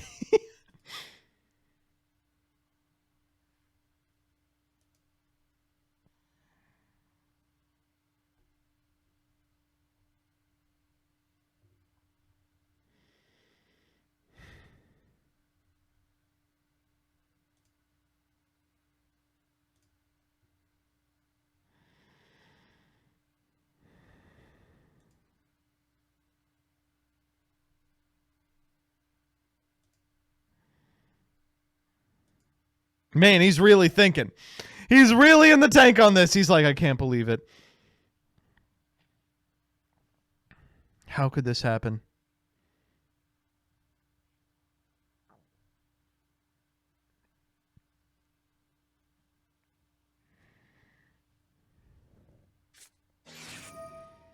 Oh. That's devastating. That might actually be the end of the game. So we have a diameter.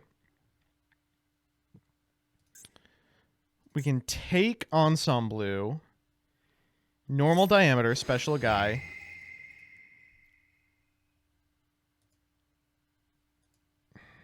Are any of our potential link monsters generic? Splash Mage is generic, right?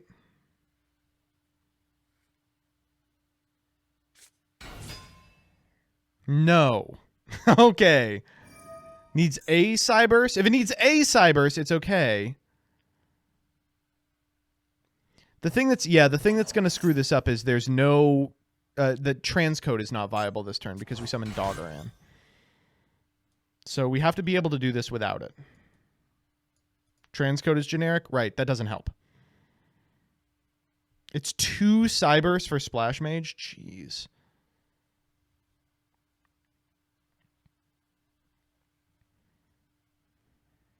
Do we have equation? If we do, I missed it.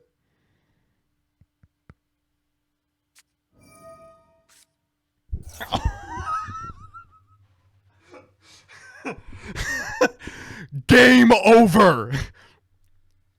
The minigame has ended. You must have the answer in your grip now.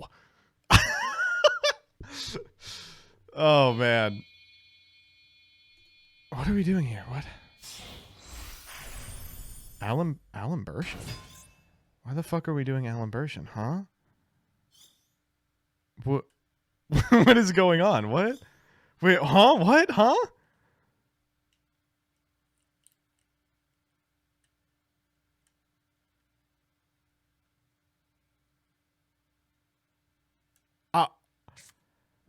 Okay, we we knew about the equation. What is the last card like? If the last card is like addition, it still does it, right? Look at this. We're getting the max siege roll animation every single time. Exceed last card. We would go, what, link decoder into Exceed?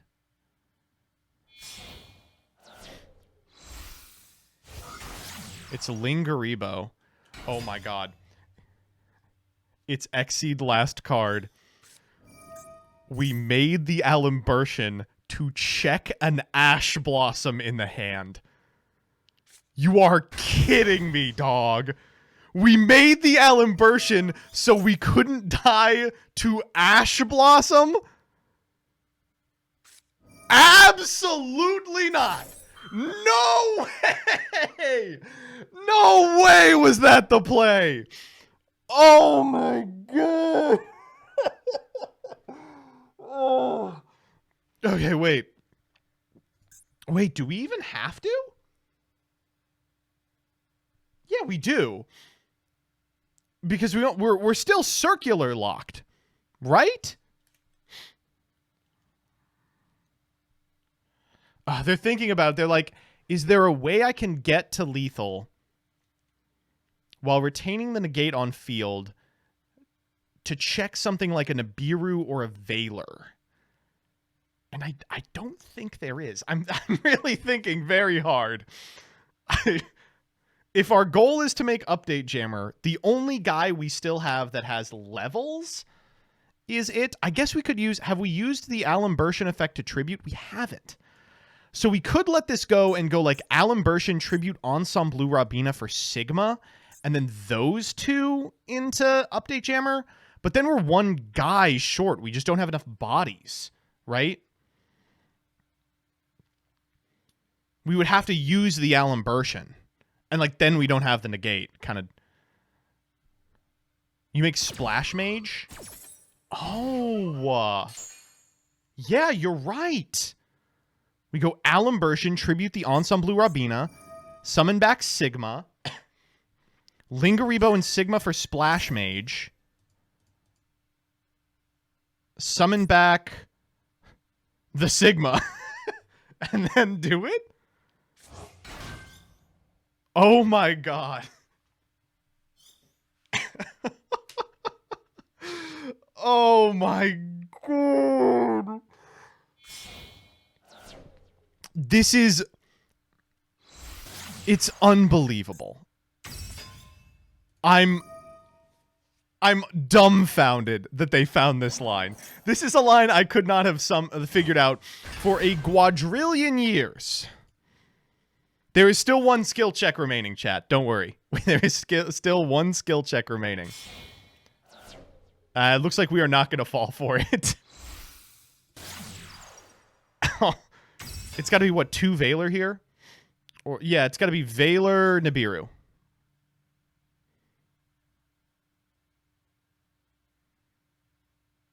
Yeah, chat, we can't make transcode here because we led the turn by summoning a card that's not a Cybers.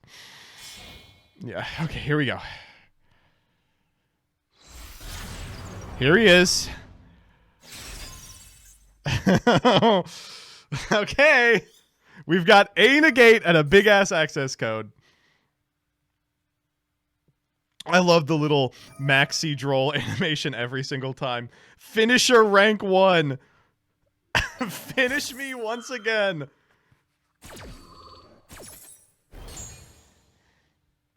It's lethal without destroying. It is not. It is not. We only get to summon or to attack with one guy. Last chance to look at me, Hector. Show me Nibiru, Veiler, or perish.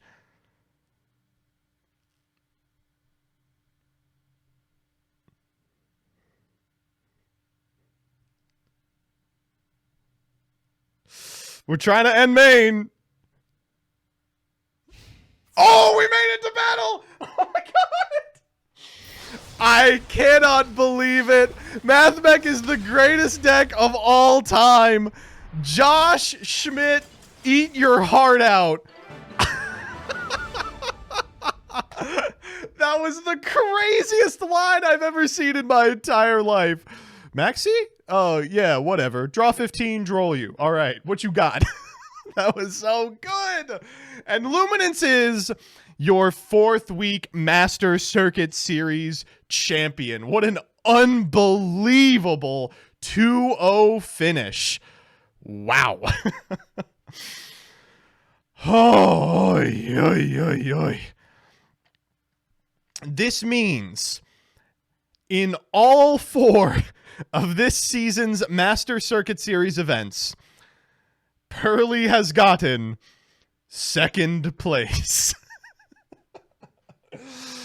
Oh, but they won't be going home empty-handed. Not only is their payout all the way down to top 8, but the top 16 of this event are going to be invited back to the 5K Invitational in 2 weeks. Thank you, everyone, for stopping by. It was so cool to be able to cast this, and I'm so excited to cast the Invitational under the new ban list in just a couple of weeks' time.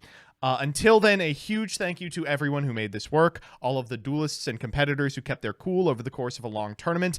I know these days can really, really perturb you. Thank you so much to the individuals who made things work behind the scenes, Rebecca specifically, but also Kevin for on-site bot assistance, and of course to our sponsor, YGO Pro Deck. Deck lists are going to be on that website momentarily as soon as they are delivered and uploaded. And the VOD for the Top Cut will be up tomorrow on youtube.com/MBTYugiO. With that, I think we are happy. We can happily say the open portion of the 2nd season of the Master Circuit Series has concluded. So I'm so happy that everyone tried their hardest, but from here on out, it's going to only be the best of the best, and I hope you'll tune in to watch them slug it out. Bye-bye. See you next time. Oh, final piece of news. Final Sigma was not in the extra deck. It was a bait.